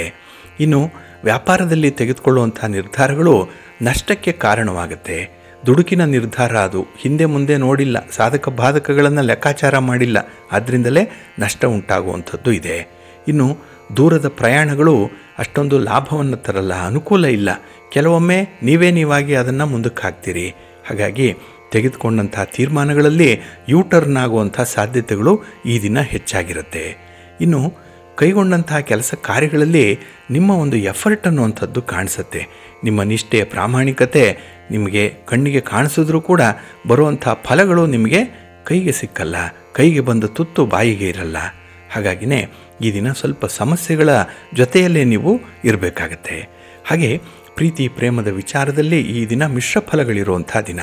ಒಟ್ಟಾರೆ ಮನಸ್ಸಿಗೆ ಸಂತೃಪ್ತಿ ಅನ್ನುವಂಥದ್ದು ಇಲ್ಲ, ಎಲ್ಲವೂ ಇದೆ, ಆದರೆ ಎಲ್ಲದರ ಕೊರತೆಯೂ ಕೂಡ ಇದೆ ಅನ್ನುವಂಥ ಒಂದು ವಿಚಾರ ಮನಸ್ಸಿನಲ್ಲಿರುತ್ತೆ. ಹಾಗೆ ನಿಮ್ಮ ಇಷ್ಟ ದೇವರನ್ನು ಈ ದಿನ ಆರಾಧನೆ ಮಾಡಿಕೊಳ್ಳಿ. ಶ್ರೀ ಲಕ್ಷ್ಮೀ ನರಸಿಂಹ ಸ್ತೋತ್ರವನ್ನು ಈ ದಿನ ಹೇಳ್ಕೊಳ್ಳಿ, ಒಳ್ಳೆಯದಾಗತ್ತೆ. ನಿಮ್ಮ ಅದೃಷ್ಟದ ಬಣ್ಣ ಕೆಂಪು, ಅದೃಷ್ಟದ ದಿಕ್ಕು ಈಶಾನ್ಯ ದಿಕ್ಕು, ಅದೃಷ್ಟ ಸಂಖ್ಯೆ 3. ಸಿಂಹರಾಶಿ. ಸಿಂಹರಾಶಿಯವರಿಗೆ ಈ ದಿನ ಚಂದ್ರ ಚತುರ್ಥದಲ್ಲಿದ್ದಾನೆ. ಇದು ಸುಖಸ್ಥಾನ. ಹಾಗಾಗಿನೇ ಈ ದಿನ ಕೆಲಸ ಕಾರ್ಯಗಳಲ್ಲೇನಿದೆ ಅಷ್ಟು ಸಂತೋಷ ಅನ್ನುವಂಥದ್ದು ಇಲ್ಲ. ಸಂತೋಷನೇ ಇಲ್ಲ ಅಂದಾಗ ಸುಖ ಎಲ್ಲಿದು? ಹಾಗಾಗಿ ಸುಖದಿಂದ ವಂಚಿತರಾಗುವಂಥದ್ದು ಕೂಡ ಇದೆ. ಹಾಗೆ ಎಲ್ಲವೂ ಸರಿ ಇದ್ದಾಗ ಯಾವುದೋ ಒಂದು ಸಣ್ಣ ಮಾತು ಈ ದಿನ ನಿಮ್ಮ ಮನಸ್ಸಿಗೆ ನಿರಾಸೆಯನ್ನು ತರುತ್ತೆ. ಹಾಗಾಗಿ ನಿಮಗೆ ಬೇಕಾದಂಥ ವ್ಯಕ್ತಿ ಯಾರೇ ಇದ್ದರೂ, ಅದು ಕುಟುಂಬದಲ್ಲಿರಲಿ, ಹೊರಗಿರಲಿ, ನಿಮ್ಮ ವ್ಯಾಪಾರದಲ್ಲಿರಲಿ ಅಥವಾ ನಿಮ್ಮ ಉದ್ಯೋಗ ಸ್ಥಳದಲ್ಲಿ ಸಹೋದ್ಯೋಗಿಗಳಿದ್ದರೂ ಕೂಡ ಅವರ ಮಾತು ಈ ದಿನ ನಿಮಗೆ ಬೇಸರವನ್ನು ತರಿಸುತ್ತೆ. ಹಾಗಾಗಿ ಅವರಿಂದ ದೂರ ಉಳಿಬೇಕು ಅನ್ನುವಂಥ ಒಂದು ಮನಸ್ಥಿತಿ ಇರುತ್ತೆ. ಕೆಲವರಿಗೆ ಈ ದಿನ ಯಾರ ಸಹವಾಸವೂ ಬೇಡ, ಒಂಟಿಯಾಗಿರಬೇಕು ಅನ್ನುವಂಥ ಏಕಾಂಗಿತನವನ್ನು ಇಷ್ಟಪಡುವಂಥದ್ದು ಕೂಡ ಇರುತ್ತೆ. ಒಟ್ಟಾರೆ ಈ ದಿನ ಒಂದು ಸಣ್ಣ ಮಾತು ಅಥವಾ ಒಂದು ಸಣ್ಣ ಸನ್ನಿವೇಶ ನಿಮ್ಮನ್ನು ವಿಚಲಿತರನ್ನಾಗಿ ಮಾಡಿಬಿಡುತ್ತೆ. ಹಾಗೆ ಈ ದಿನ ಖರ್ಚು ವೆಚ್ಚಗಳು ಬಹಳ ವಿಪರೀತವಾಗುತ್ತೆ. ಅದನ್ನು ನಿಯಂತ್ರಣ ಮಾಡಬೇಕು ಅನ್ನುವಂಥ ಪ್ರಯತ್ನ ಕೂಡ ವ್ಯರ್ಥವಾಗುತ್ತೆ. ಹಾಗೆ ಈ ದಿನ ಸಾಲ ಏನಾದರೂ ಮಾಡಿದರೆ ಅದರಿಂದ ಒತ್ತಡಗಳು ಜಾಸ್ತಿ ಆಗುತ್ತೆ. ಹಾಗಾಗಿ ಮನಸ್ಸಿಗೆ ಒಂದು ರೀತಿಯಲ್ಲಿ ಕಿರಿಕಿರಿ ಆಗುವಂಥದ್ದು, ಇನ್ನು ಉದ್ಯೋಗಿಗಳಿಗೆ ನಿರುತ್ಸಾಹ ಇರುವಂಥ ಸಂದರ್ಭಗಳು ಜಾಸ್ತಿ ಇರುತ್ತೆ. ಹಾಗೆ ಈ ದಿನ ನಿಮ್ಮ ವ್ಯಾಪಾರದಲ್ಲಿ, ನಿಮ್ಮ ಉದ್ಯೋಗದಲ್ಲಿ ಒಂದು ಗೊಂದಲಮಯವಾದಂಥ ಒಂದು ವಾತಾವರಣ ಇದೆ. ಅಂದರೆ ಯಾವುದರಲ್ಲೂ ಕೂಡ ಒಂದು ಕ್ಲಾರಿಟಿ ಅನ್ನುವಂಥದ್ದು ಇರಲ್ಲ. ಏನೋ ಗೋಜಲಾಗಿದೆ, ಗೊಂದಲವಾದ ಗೂಡಾಗಿರುವಂಥದ್ದು. ಹಾಗಾಗಿನೇ ಅದನ್ನು ನೀವು ಪರಿಹಾರ ಮಾಡಿಕೊಳ್ಬೇಕು ಅಂತ ಹೇಳಿದ್ರೆ ಸ್ವಲ್ಪ ಎತ್ತರ ಸ್ಥಾನದಲ್ಲಿ ನಿಂತು ಸಮಸ್ಯೆಗಳನ್ನು ನೋಡಬೇಕಾಗತ್ತೆ. ಹಾಗಾಗಿ ನೀವು ನೆಲದಲ್ಲೇ ನಿಂತು ನೆಲವನ್ನು ಗಮನಿಸೋದಕ್ಕಿಂತ ನೀವು ನೆಲಕ್ಕಿಂತ ಸ್ವಲ್ಪ ಎತ್ತರದಲ್ಲಿ ನಿಂತು ಈ ನೆಲವನ್ನು ನೀವು ನೋಡಬೇಕು. ಹಾಗಾಗಿನೇ ಸ್ವಲ್ಪ ಎತ್ತರ ಬೆಳೀರಿ. ಅಂದರೆ ನಿಮ್ಮ ಪ್ರಗತಿಯಲ್ಲಿ ನೀವು ಇದ್ದಾಗ ಮಾತ್ರ ಕೆಲವು ಸಣ್ಣ ಪುಟ್ಟ ಸಮಸ್ಯೆಗಳು ಅರ್ಥ ಆಗುತ್ತೆ. ಹಾಗಾಗಿನೇ ಈ ದಿನ ನಿಮಗೆ ಪ್ರಗತಿದಾಯಕವಾಗಿ ಇರುವಂಥ ದಿನ ಆಗಬೇಕು ಅಂತ ಹೇಳಿದ್ರೆ ಗಣಪತಿಯನ್ನು ಆರಾಧನೆ ಮಾಡಿ ಗಣಪತಿಯ ಸ್ತೋತ್ರವನ್ನು ಹೇಳ್ಕೊಳ್ತಾ ಇರಿ, ಒಳ್ಳೆಯದಾಗತ್ತೆ. ನಿಮ್ಮ ಅದೃಷ್ಟದ ಬಣ್ಣ ಕೆಂಪು, ಅದೃಷ್ಟದ ದಿಕ್ಕು ಈಶಾನ್ಯ ದಿಕ್ಕು, ಅದೃಷ್ಟ ಸಂಖ್ಯೆ 2. ಕನ್ಯಾ ರಾಶಿ. ಕನ್ಯಾ ರಾಶಿಯವರಿಗೆ ಈ ದಿನ ತೃತೀಯದಲ್ಲಿ ಚಂದ್ರ ಇರುವಂಥ ದಿನ, ಕೀರ್ತಿ ಸ್ಥಾನ ಇದು. ಹಾಗಾಗಿನೇ ಈ ದಿನ ನಿಮ್ಮ ಕೆಲಸಗಳಿಂದ ನಿಮಗೆ ಸಂತೋಷ, ಕೆಲಸಕ್ಕೆ ಬೇಕಾದಂಥ ಒಂದು ಸಪೋರ್ಟ್ ಏನಿದೆ ಅದನ್ನು ಬಹಳ ಬೇಗ ಪಡ್ಕೊಳ್ಳುವಂಥ ಸನ್ನಿವೇಶಗಳು ಕೂಡ ಇದೆ. ಹಾಗಾಗಿ ನಿಮ್ಮ ಸ್ನೇಹಿತರೋ, ನಿಮ್ಮ ಬಂಧುಗಳೋ, ನಿಮ್ಮ ಕುಟುಂಬಸ್ಥರೋ ನಿಮ್ಮ ಕೆಲಸಕ್ಕೆ ಜೊತೆಯಾಗಿ ನಿಲ್ತಾರೆ. ಹಾಗಾಗಿನೇ ಯಾವುದೇ ಶುಭ ಕಾರ್ಯಗಳನ್ನು ಮಾಡುವಂಥ ಒಂದು ಸಂಕಲ್ಪ ಇದ್ದರೂ ಅದು ಬಹಳ ಚೆನ್ನಾಗಿ ನೆರವೇರುತ್ತೆ. ಹಾಗೆ ನಾಳೆ ನಡೆಯುವಂಥ ಕೆಲವು ಕಾರ್ಯಕ್ರಮಗಳ ಪೂರ್ವ ಸಿದ್ಧತೆ ಬಹಳ ಭರ್ಜರಿಯಾಗಿ ಈ ದಿನ ಕೂಡ ನಡೆಯುವಂಥದ್ದು ಇದೆ. ಇನ್ನು ಈ ದಿನದಲ್ಲಿ ವಿವಾದಗಳಿಗೆ ಸಂಬಂಧಪಟ್ಟಂಥ ಒಂದು ಪ್ರಮುಖ ಮಾಹಿತಿಗಳನ್ನು ಪಡ್ಕೊಳ್ಳುವಂಥ ಒಂದು ಅವಕಾಶ ಕೂಡ ಇದೆ. ಹಾಗಾಗಿ ಯಾವುದೇ ಲಿಟಿಗೇಷನ್ಸ್ ಇರಲಿ, ತೊಂದರೆಗಳಿರಲಿ, ಕೋರ್ಟು ಕಚೇರಿಗಳಲ್ಲಿ ಯಾವುದೇ ಒಂದು ಕೇಸ್ ರಿಜಿಸ್ಟರ್ ಆಗಿದ್ದರೂ ಕೂಡ ಅದಕ್ಕೆ ಬೇಕಾದಂತಹ ಪೂರಕ ದಾಖಲೆಗಳನ್ನು ಪಡ್ಕೊಳ್ತೀರಿ, ಪೂರಕವಾದಂಥ ಮಾಹಿತಿಗಳನ್ನು ಪಡ್ಕೊಳ್ತೀರಿ ಈ ದಿನದಲ್ಲಿ. ಹಾಗಾಗಿ ಕೈಗೊಂಡಂಥ ಕೆಲಸ ಕಾರ್ಯಗಳಲ್ಲಿ ಯಶಸ್ಸನ್ನು ಪಡ್ಕೊಳ್ತೀರಿ. ಇನ್ನು ನಿಮ್ಮ ವ್ಯಾಪಾರ, ನಿಮ್ಮ ಉದ್ಯೋಗ ತುಂಬ ಉತ್ಸಾಹದಾಯಕವಾಗಿರುತ್ತೆ. ಹಾಗೆ ಪ್ರಮುಖರನ್ನು, ಗಣ್ಯರನ್ನು ಭೇಟಿ ಮಾಡುವಂಥದ್ದು ಕೂಡ ಇದೆ. ಹಾಗಾಗಿ ರಾಜಕೀಯ ಕ್ಷೇತ್ರದಲ್ಲಿರುವಂಥವರಿಂದ ಅಥವಾ ಗಣ್ಯರಿಂದ ನಿಮಗೆ ಸಿಗಬೇಕಾದಂತಹ ಕೆಲವು ಭರವಸೆಗಳಿರ್ಬೋದು ಅಥವಾ ಅವರ ಒಂದು ಸಲಹೆಗಳಿರ್ಬೋದು ನಿಮಗೆ ಸಕಾಲಕ್ಕೆ ತಲುಪತ್ತೆ. ಒಟ್ಟಾರೆ ಈ ದಿನದ ಪ್ರಯತ್ನಗಳು ಬಹಳ ವಿಶೇಷ ಫಲವನ್ನು ನಿಮಗೆ ತರುತ್ತೆ. ಹಾಗೆ ನಿಮ್ಮ ಸಂಗಾತಿ, ನಿಮ್ಮ ಪ್ರೀತಿ ಪಾತ್ರರ ಮಾತುಗಳು ಕೂಡ ನಿಮಗೆ ತುಂಬ ಇಷ್ಟವಾಗುತ್ತೆ ಈ ದಿನದಲ್ಲಿ. ಹಾಗಾಗಿ ಪರಸ್ಪರ ಒಂದು ತಿಳುವಳಿಕೆ ಚೆನ್ನಾಗಿದೆ, ಮಾತುಗಾರಿಕೆ ಚೆನ್ನಾಗಿದೆ, ಮಾತಿನಿಂದಲೇ ಎಷ್ಟೋ ಕೆಲಸಗಳನ್ನು ಮಾಡಿಕೊಳ್ಳುವಂಥ ಒಂದು ಸಂದರ್ಭ ಕೂಡ ಇದೆ. ಒಟ್ಟಾರೆ ಈ ದಿನ ನಿಮ್ಮ ಪ್ರಯತ್ನಗಳೇನಿದೆ ಎಲ್ಲವೂ ಪಾಸಿಟಿವ್ ಆಗಿರುತ್ತೆ, ಧನಾತ್ಮಕವಾದಂಥ ಫಲಿತಾಂಶಗಳು ಬರುತ್ತೆ. ನಿಮ್ಮ ಇಷ್ಟ ದೇವರನ್ನು ಆರಾಧನೆ ಮಾಡ್ತಾಯಿರಿ. ಹಾಗೆ ಭಕ್ತಿಯಿಂದ ಈ ದಿನ ನೀವು ದುರ್ಗಾದೇವಿಯನ್ನು ಆರಾಧನೆ ಮಾಡಿ, ದುರ್ಗಾ ಸ್ತೋತ್ರವನ್ನು ಹೇಳ್ಕೊಳ್ಳಿ, ದರ್ಶನ ಮಾಡಿಕೊಳ್ಳಿ, ಒಳ್ಳೆಯದಾಗತ್ತೆ. ನಿಮ್ಮ ಅದೃಷ್ಟದ ಬಣ್ಣ ಕೆಂಪು, ಅದೃಷ್ಟದ ದಿಕ್ಕು ಉತ್ತರ ದಿಕ್ಕು, ಅದೃಷ್ಟ ಸಂಖ್ಯೆ 1. ತುಲಾರಾಶಿ. ತುಲಾರಾಶಿಯವರಿಗೆ ಈ ದಿನ ಧನಸ್ಥಾನದಲ್ಲಿ ಚಂದ್ರ ಇದ್ದಾನೆ. ಹಾಗಾಗಿನೇ ಈ ಹಣದ ಬಗ್ಗೆ ಮನಸ್ಸು ಬಹಳ ವಿಚಲಿತವಾಗುವಂಥದ್ದು, ಮನಸ್ಸಿನಲ್ಲಿ ಒಂದು ಸ್ಥಿಮಿತ ಇಲ್ಲ, ಒಂದು ಕ್ಲಾರಿಟಿ ಇಲ್ಲ, ಅಥವಾ ಒಂದು ಸ್ಟೆಬಿಲಿಟಿ ಅನ್ನುವಂಥದ್ದು ಕೂಡ ಇರಲ್ಲ. ಹಾಗಾಗಿನೇ ಈ ದಿನ ನಿಮ್ಮ ಕೈಯಲ್ಲಿ ಹಣ ಇದ್ದರೂ ಕೂಡ ಹಣ ನಿಲ್ಲಲ್ಲ, ಕೈಯಲ್ಲಿ ಹಣ ಇಲ್ಲ ಅಂದರೂ ಕೂಡ ಸಾಲವನ್ನಾದರೂ ಮಾಡಿ ಆ ಕೆಲಸವನ್ನು ಮಾಡಬೇಕು ಅನ್ನುವಂಥ ಪ್ರಯತ್ನದಲ್ಲಿರ್ತೀರಿ. ಒಟ್ಟಾರೆ ಈ ಹಣಕಾಸಿನ ವಿಚಾರದಲ್ಲಿ ಈ ದಿನ ಸ್ವಲ್ಪ ನಷ್ಟಗಳಿರುತ್ತೆ, ತೊಂದರೆಗಳು ಕೂಡ ಇರುತ್ತೆ. ಹಾಗೆ ನಿಮ್ಮ ವ್ಯವಹಾರಗಳು ಈ ದಿನ ನಿಮಗೆ ನಿರಾಶಾದಾಯಕವಾಗಿರುತ್ತೆ. ಯಾವುದೇ ಆಸೆ ಇಲ್ಲ, ಆಸಕ್ತಿ ಇಲ್ಲ, ಎಲ್ಲವೂ ಇದ್ದರೂ ಕೂಡ ಏನೂ ಕೆಲಸ ನಡೆಯಲ್ಲ. ಹಾಗಾಗಿ ಕೈಲಾಗದ ಪರಿಸ್ಥಿತಿ ಈ ದಿನ ನೀವು ಎದುರಿಸಬೇಕಾಗತ್ತೆ. ಇನ್ನು ನಿಮ್ಮ ಸಂಬಂಧಿಕರ ಜೊತೆಯಲ್ಲಿ ಕೆಲವೊಂದು ಭಿನ್ನಾಭಿಪ್ರಾಯಗಳು ಆಗುವಂಥದ್ದು ಇದೆ. ಹಾಗಾಗಿನೇ ಸಣ್ಣ ಪುಟ್ಟ ವಿಚಾರಗಳಿಗೂ ಕೂಡ ಈ ದಿನ ಹೆಚ್ಚು ತಲೆ ಕೆಡಿಸ್ಕೊಳ್ಳುವಂಥದ್ದು ಇರುತ್ತೆ. ಹಾಗೆ ಈ ದಿನ ಉದ್ಯೋಗ ಸ್ಥಳದಲ್ಲಿ ನಿಮಗೆ ಸಿಕ್ಕುವಂತಹ ಜವಾಬ್ದಾರಿಗಳು, ನೀವು ಮಾಡಬೇಕಾದಂಥ ಕೆಲಸ ಕಾರ್ಯಗಳಲ್ಲಿ ಹೆಚ್ಚು ಆಸಕ್ತಿ ಇರಲ್ಲ. ಜೊತೆಗೆ ಇದು ಹೆಚ್ಚುವರಿ ಹೊರೆ ಅಂತ ಹೇಳಿ ಮನಸ್ಸಿಗೆ ಅನಿಸ್ಬಿಡುತ್ತೆ. ಹಾಗಾಗಿ ಈ ಹೆಚ್ಚುವರಿ ಹೊರೆ ಏನಿದೆ, ಅಡಿಷನಲ್ ರೆಸ್ಪಾನ್ಸಿಬಿಲಿಟಿ, ಇದನ್ನು ನೀವು ನಿಭಾಯಿಸುವಂಥ ಸಂದರ್ಭದಲ್ಲಿ ಸ್ವಲ್ಪ ಮನಸ್ಸಿಗೆ ಕಿರಿಕಿರಿ ಉಂಟಾಗುವಂಥದ್ದು ಇರುತ್ತೆ. ಹಾಗಾಗಿ ನಿಮ್ಮ ಸಹೋದ್ಯೋಗಿಗಳ ಮೇಲೆ ಕೋಪಗೊಳ್ಳುವಂಥದ್ದು, ಅಸಹನೆಯನ್ನು ವ್ಯಕ್ತಪಡಿಸುವಂಥದ್ದು, ಹಾಗೆ ಕೆಲವು ಕಠಿಣ ಶಬ್ದಗಳನ್ನು ಉಪಯೋಗಿಸಿ ಮಾತಾಡುವಂಥ ಸಾಧ್ಯತೆಗಳು ಕೂಡ ಈ ದಿನ ಇರುತ್ತೆ. ಹಾಗಾಗಿ ಸಂಬಂಧಗಳಲ್ಲಿ ಸ್ವಲ್ಪ ಬಿರುಕು ಮೂಡುವಂಥದ್ದು ಕೂಡ ಇರುತ್ತೆ. ಹಾಗೆ ಪ್ರೀತಿ ಪ್ರೇಮದ ವಿಚಾರದಲ್ಲೂ ಕೂಡ ಈ ದಿನ ಅಷ್ಟೊಂದು ವಿಶ್ವಾಸ ಇಲ್ಲ, ಅಷ್ಟೊಂದು ನೆಮ್ಮದಿ ಇಲ್ಲ, ಅಷ್ಟೊಂದು ಸುಖ ಇಲ್ಲ, ಸಂತೋಷ ಇಲ್ಲ. ಹಾಗಾಗಿನೇ ಈ ದಿನ ಸ್ವಲ್ಪ ಅಡೆತಡೆಗಳು ಇರುತ್ತೆ. ಆದರೆ ಈ ಆಧ್ಯಾತ್ಮಿಕ ವಿಚಾರದಲ್ಲಿ ಭಗವಂತನ ಸೇವೆ, ದಾನ, ಧರ್ಮ ಇತ್ಯಾದಿ ವಿಚಾರಗಳಲ್ಲಿ ಸ್ವಲ್ಪ ಮನಸ್ಸು ಮಾಡಿ, ಸ್ವಲ್ಪ ಆಸಕ್ತಿ ತೋರಿಸಿ ನಿಮ್ಮ ಮನೆ ದೇವರನ್ನು ಸ್ಮರಣೆ ಮಾಡಿಕೊಳ್ಳಿ, ದರ್ಶನ ಮಾಡಿಕೊಳ್ಳಿ, ಒಳ್ಳೆಯದಾಗತ್ತೆ. ನಿಮ್ಮ ಅದೃಷ್ಟದ ಬಣ್ಣ ಬಿಳುಪು, ಅದೃಷ್ಟದ ದಿಕ್ಕು ಈಶಾನ್ಯ ದಿಕ್ಕು, ಅದೃಷ್ಟ ಸಂಖ್ಯೆ 5. ವೃಶ್ಚಿಕ ರಾಶಿ. ವೃಶ್ಚಿಕ ರಾಶಿಯವರಿಗೆ ಈ ದಿನ ತುಂಬ ಅನುಕೂಲಕರವಾಗಿರುವಂಥ ದಿನ. ಅದರಲ್ಲೂ ಚಂದ್ರ ನಿಮ್ಮ ರಾಶಿಯಲ್ಲಿದ್ದಾಗ ಮನಸ್ಸಿಗೆ ತುಂಬ ಸಂತೋಷ ಇರುತ್ತೆ, ಏನೋ ಒಂದು ಕಾನ್ಫಿಡೆನ್ಸ್ ಇದೆ, ಹಾಗೆ ಆತ್ಮವಿಶ್ವಾಸ ಇರೋದರಿಂದ ಬಹಳ ವಿಶೇಷ ಕೆಲಸಗಳನ್ನು ಮಾಡ್ತೀರಿ. ಹಾಗೆ ಕೆಲವರು ಆಗಲ್ಲ ಅಂತ ಹೇಳಿ ಬಿಟ್ಟಿರುವಂಥ ಕೆಲಸಗಳನ್ನು ಬಹಳ ಪ್ರೀತಿಯಿಂದ ಮಾಡ್ತೀರಿ. ಅಂಥ ಒಂದು ಸಾಮರ್ಥ್ಯ ಈ ದಿನ ಇದೆ. ಹಾಗಾಗಿನೇ ಈ ದಿನದ ಪ್ರಯತ್ನಗಳು ನಿಮಗೆ ಒಳ್ಳೆಯ ಫಲವನ್ನು ನೀಡುತ್ತೆ. ಹಾಗೆ ನಿಮ್ಮ ಬಾಲ್ಯ ಸ್ನೇಹಿತರ ಭೇಟಿ, ಅವರ ಜೊತೆ ಒಂದು ಸಂಪರ್ಕ, ಸಂವಹನ ಬಹಳ ಚೆನ್ನಾಗಿರುತ್ತೆ. ಇದು ಸಂತೋಷದ ಒಂದು ಸಮಯ ನಿಮಗೆ. ಹಾಗೆ ಮನೆಯಲ್ಲಿ ಆಗಬೇಕಾಗಿರುವಂಥ ಕೆಲಸ ಕಾರ್ಯಗಳನ್ನು ಎಲ್ಲರೂ ಕೂಡ ಒಟ್ಟಾಗಿ ಕೂತು ಚರ್ಚೆ ಮಾಡಿ ಒಂದು ಕಾಮನ್ ಆಗಿರುವಂಥ ಒಂದು ಒಪಿನಿಯನ್ಗೆ ಬರ್ತೀರಿ. ಹಾಗಾಗಿನೇ ಅಭಿಪ್ರಾಯ ಅನ್ನುವಂಥದ್ದು ಬಹಳ ವಿಶೇಷವಾಗಿ ಹೊರಹೊಮ್ಮತ್ತೆ ಈ ದಿನದಲ್ಲಿ. ಇನ್ನು ನಿಮ್ಮ ವ್ಯವಹಾರಗಳು ತುಂಬ ಅನುಕೂಲಕರವಾಗಿರುತ್ತೆ. ಇನ್ನು ಉದ್ಯೋಗ ಕ್ಷೇತ್ರದಲ್ಲಾಗಲಿ ಅಥವಾ ವ್ಯಾಪಾರಿ ಕ್ಷೇತ್ರದಲ್ಲಾಗಲಿ ಸಂಬಂಧಪಟ್ಟಂಥವರ ಬೆಂಬಲ ಬಹಳ ಬೇಗ ನಿಮಗೆ ಸಿಕ್ಕತ್ತೆ. ಇದು ಮನಸ್ಸಿಗೆ ತುಂಬ ಸಮಾಧಾನ.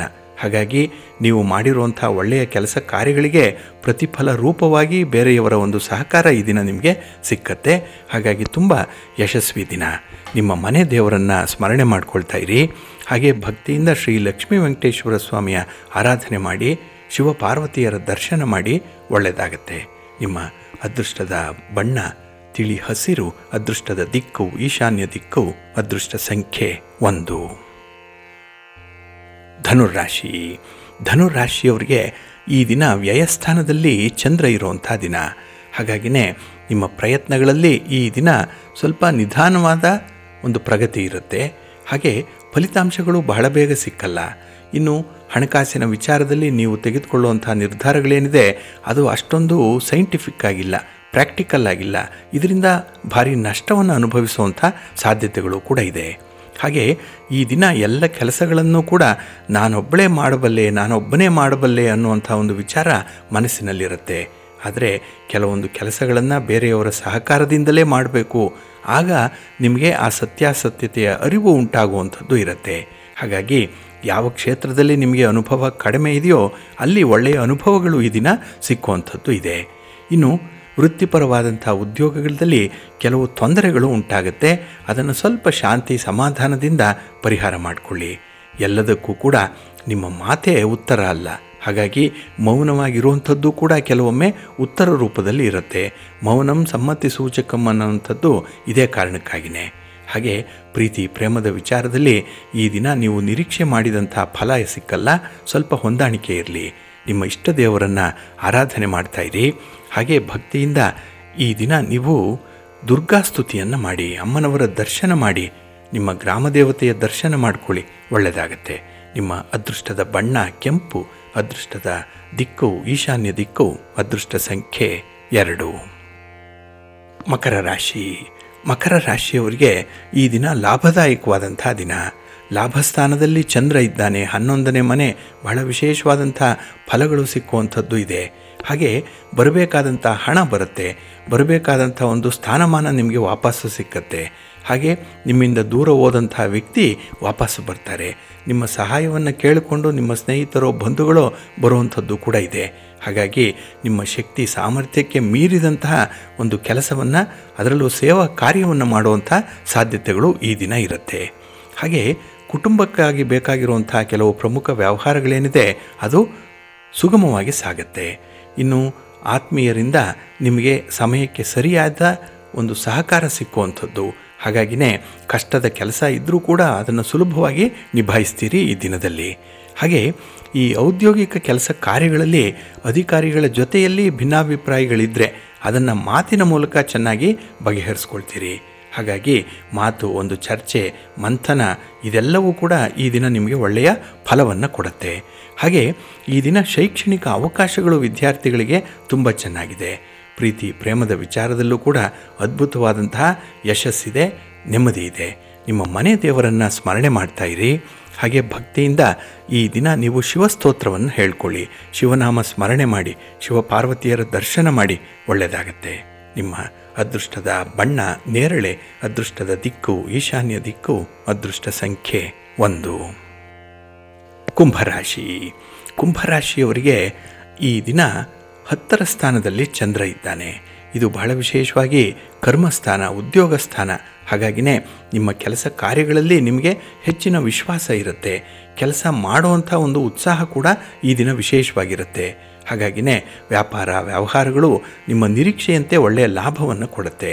ಹಾಗೆ ನೀವು ಬಯಸಿದಂತಹ ವಸ್ತುವನ್ನು ಪಡ್ಕೊಳ್ತೀರಿ, ಬಯಸಿದಂತಹ ವ್ಯಕ್ತಿಯ ಜೊತೆ ಈ ದಿನ ನೀವು ಸಂಪರ್ಕದಲ್ಲಿರ್ತೀರಿ. ಹಾಗೆ ನೀವು ಬಯಸಿದಂತಹ ಸ್ಥಾನಗಳನ್ನು ಪಡ್ಕೊಳ್ಳುವಂಥದ್ದು ಕೂಡ ಇದೆ. ಹಾಗಾಗಿ ಒಂದು ಒಳ್ಳೆಯ ಪೊಸಿಷನ್ನಲ್ಲಿ ಇರುವಂಥ ದಿನ ಇದು. ಹಾಗೆ ಈ ದಿನ ವ್ಯರ್ಥವಾದ ಪ್ರಯಾಣಗಳನ್ನು ಮಾಡಬೇಕಾಗತ್ತೆ. ಕೆಲವೊಮ್ಮೆ ಬಲವಂತಕ್ಕಾಗಿ ಕೆಲಸಗಳನ್ನು ಮಾಡಬೇಕಾಗತ್ತೆ. ಆದರೂ ಕೂಡ ಅದರಲ್ಲಿ ನಿಮಗೆ ಎಲ್ಲೋ ಒಂದು ಕಡೆ ಅನುಕೂಲ ಅನ್ನುವಂಥದ್ದು ಕಾಣಿಸುತ್ತೆ. ಇನ್ನು ಹಣಕಾಸಿನ ತೊಂದರೆಗಳಿರುವಂಥವರು ದೂರ ಮಾಡ್ಕೊಳ್ತೀರಿ. ಅಂದರೆ ಈ ತೊಂದರೆಗಳು ನಿವಾರಣೆಯಾಗುತ್ತೆ. ಹೇಗೋ ಏನೋ ಹಣದ ಮೂಲ ನಿಮಗೆ ಈ ದಿನ ಒದಗಿ ಬರುತ್ತೆ. ನಿಮ್ಮ ಖರ್ಚು ವೆಚ್ಚಕ್ಕೆ ಬೇಕಾದಷ್ಟು ಹಣ ನಿಮ್ಮ ಕೈಲಿರುತ್ತೆ. ಆದರೆ ದುರಾಸೆ ಪಟ್ಟಂಥವ್ರಿಗೆ ಹಣ ಇರಲ್ಲ. ನಿಮ್ಮ ಇತಿಮಿತಿ ಏನಿದೆ ಅಥವಾ ನಿಮ್ಮ ಕನಿಷ್ಠ ಒಂದು ಜೀವನಕ್ಕೆ ಬೇಕಾದಂಥ ಹಣದ ಸೌಲಭ್ಯ ಈ ದಿನ ನಿಮಗೆ ಸಿಕ್ಕತ್ತೆ. ಇನ್ನು ಕುಟುಂಬ ಸದಸ್ಯರಿಂದ ಒಳ್ಳೆಯ ಸಹಕಾರವನ್ನು ಕೂಡ ಪಡ್ಕೊಳ್ಳುವಂಥದ್ದು ಇದೆ. ಪ್ರೀತಿ ಪ್ರೇಮದ ವಿಚಾರದಲ್ಲಿ ಈ ದಿನ ನಿಮ್ಮ ಶ್ರಮಕ್ಕೆ ತಕ್ಕ ಮಾನ್ಯತೆ, ಹಾಗೆ ನಿಮ್ಮ ಶ್ರಮಕ್ಕೆ, ನಿಮ್ಮ ಕೆಲಸಕ್ಕೆ ನಿಮ್ಮ ಸಂಗಾತಿಯಿಂದ ಒಳ್ಳೆಯ ಮಾತುಗಳು ಕೂಡ ಕೇಳಿಬರುತ್ತೆ. ಇದು ನಿಮಗೆ ಒಂದು ರೀತಿಯಲ್ಲಿ ಮೋಟಿವೇಶನ್ ಇದು. ಹಾಗೆ ನಿಮ್ಮ ಮನೆ ದೇವರನ್ನು ಸ್ಮರಣೆ ಮಾಡಿಕೊಳ್ಳುವಂಥದ್ದು, ಇನ್ನು ಬಹಳ ವಿಶೇಷವಾಗಿ ಈ ದಿನ ವಿಷ್ಣು ಸ್ತೋತ್ರವನ್ನು ಹೇಳಿಕೊಳ್ಳುವಂಥದ್ದು ಉತ್ತಮ ಫಲವನ್ನು ತರುತ್ತೆ. ನಿಮ್ಮ ಅದೃಷ್ಟದ ಬಣ್ಣ ಹಳದಿ, ಅದೃಷ್ಟದ ದಿಕ್ಕು ಈಶಾನ್ಯ ದಿಕ್ಕು, ಅದೃಷ್ಟ ಸಂಖ್ಯೆ 1. ಮೀನರಾಶಿ. ಮೀನರಾಶಿಯವರಿಗೆ ಈ ದಿನ ಭಾಗ್ಯಸ್ಥಾನದಲ್ಲಿ ಚಂದ್ರ ಇರುವಂಥ ದಿನ. ಹಾಗಾಗಿನೇ ನಿಮ್ಮ ಹಣಕಾಸಿನ ವ್ಯವಹಾರಗಳಲ್ಲಿ ಮಿಶ್ರ ಫಲಗಳಿರುವಂಥ ದಿನ. ಹಾಗೆ ನಿಮ್ಮ ಆಲೋಚನೆಗಳು ಸ್ಥಿರವಾಗಿರಲ್ಲ. ಇದರಿಂದ ಫ್ಲಕ್ಚುಯೇಷನ್ ಆಗೋದ್ರಿಂದಲೇ ಕೆಲವೊಮ್ಮೆ ಬರಬೇಕಾದಂಥ ಲಾಭ ಇಲ್ಲ, ಬರಬೇಕಾದಂಥ ಅನುಕೂಲ ಇರಲ್ಲ. ಹಾಗಾಗಿ ಅವಕಾಶಗಳು ನಿಮ್ಮ ಕೈಯಿಂದ ದೂರ ಹೋಗುವಂಥ ಸಾಧ್ಯತೆಗಳು ಹೆಚ್ಚಾಗಿರುತ್ತೆ. ಹಾಗೆ ಈ ದಿನ ಕೈಗೊಂಡಂತಹ ಕೆಲಸ ಕಾರ್ಯಗಳಲ್ಲಿ ಆರಂಭಿಕ ಅಡೆತಡೆಗಳು ಜಾಸ್ತಿ ಇರುತ್ತೆ. ಸ್ಟಾರ್ಟಿಂಗ್ ಹಿಕ್ಕಪ್ಸ್ ಅನ್ನುವಂಥದ್ದು ತುಂಬ ಇದೆ. ಇದನ್ನು ಮೊದಲು ನಿವಾರಣೆ ಮಾಡಿಕೊಂಡು ಮುಂದುವರಿಬೇಕು. ಆದರೆ ಈ ನಿವಾರಣೆ ಮಾಡುವಂಥ ಪ್ರಯತ್ನದಲ್ಲಿ ನಿಮಗೆ ನಂಬಿಕೆ ಇರಬೇಕು. ನಿಮ್ಮ ಸಾಮರ್ಥ್ಯದ ಮೇಲೆ ನೀವು ನಂಬಿಕೆ ಇಟ್ಕೊಳ್ಳಿ. ಆತ್ಮವಿಶ್ವಾಸದಿಂದ ಈ ದಿನ ಮುಂದುವರಿರಿ, ಒಳ್ಳೆಯದಾಗತ್ತೆ. ಹಾಗೆ ಈ ದಿನ ಅನಿರೀಕ್ಷಿತವಾದಂತಹ ಸಮಸ್ಯೆಗಳು ನಿಮ್ಮ ಪ್ರೀತಿಯ ಬದುಕಿನಲ್ಲಿ ಇರುತ್ತೆ. ಕುಟುಂಬದಲ್ಲಿ ಈ ದಿನ ಏನೋ ಒಂದು ಭಿನ್ನಾಭಿಪ್ರಾಯ ಬರುವಂಥದ್ದು, ಹಾಗೆ ಈ ಮಾತಿನ ಚಕಮಕಿಯಿಂದ ಈ ದಿನ ಶೀತಲ ಯುದ್ಧ ಆಗುವಂಥದ್ದು ಕೂಡ ಇರುತ್ತೆ. ಏನೋ ಒಂದು ಕೋಲ್ಡ್ ವಾರ್ ಟೈಪಲ್ಲಿ ಇರುತ್ತೆ ಈ ದಿನ. ಹಾಗಾಗಿ ಮನಸ್ಸಿಗೆ ಸ್ವಲ್ಪ ಬೇಸರ. ಇನ್ನು ಈ ಹಣದ ವಿಚಾರವಾಗಿ ಸಾಲ ಕೊಡುವಂಥದ್ದು ತರುವಂಥದ್ದನ್ನು ಮಾತ್ರ ಈ ದಿನ ಮಾಡಬೇಡಿ. ವಿದ್ಯಾರ್ಥಿಗಳು ಈ ದಿನ ಆದಷ್ಟು ಒಳ್ಳೆಯ ಸ್ನೇಹಿತರ ಜೊತೆ ಒಳ್ಳೆಯ ಕೆಲಸವನ್ನು ಮಾಡುವಂಥ ಒಂದು ಪ್ರಯತ್ನ ಮಾಡಿ. ಸಂಕಲ್ಪ ಚೆನ್ನಾಗಿರಲಿ, ಒಳ್ಳೆಯದಾಗತ್ತೆ. ಅದಕ್ಕಾಗಿಯೇ ನಿಮ್ಮ ಕುಲದೇವರನ್ನು ಆರಾಧನೆ ಮಾಡಿಕೊಳ್ಳಿ, ನಿಮ್ಮ ಇಷ್ಟ ದೇವರನ್ನು ಪ್ರಾರ್ಥನೆ ಮಾಡಿಕೊಳ್ಳಿ, ಒಳ್ಳೆಯದಾಗತ್ತೆ. ನಿಮ್ಮ ಅದೃಷ್ಟದ ಬಣ್ಣ ಬಿಳುಪು, ಅದೃಷ್ಟದ ದಿಕ್ಕು ಈಶಾನ್ಯ ದಿಕ್ಕು, ಅದೃಷ್ಟ ಸಂಖ್ಯೆ 5.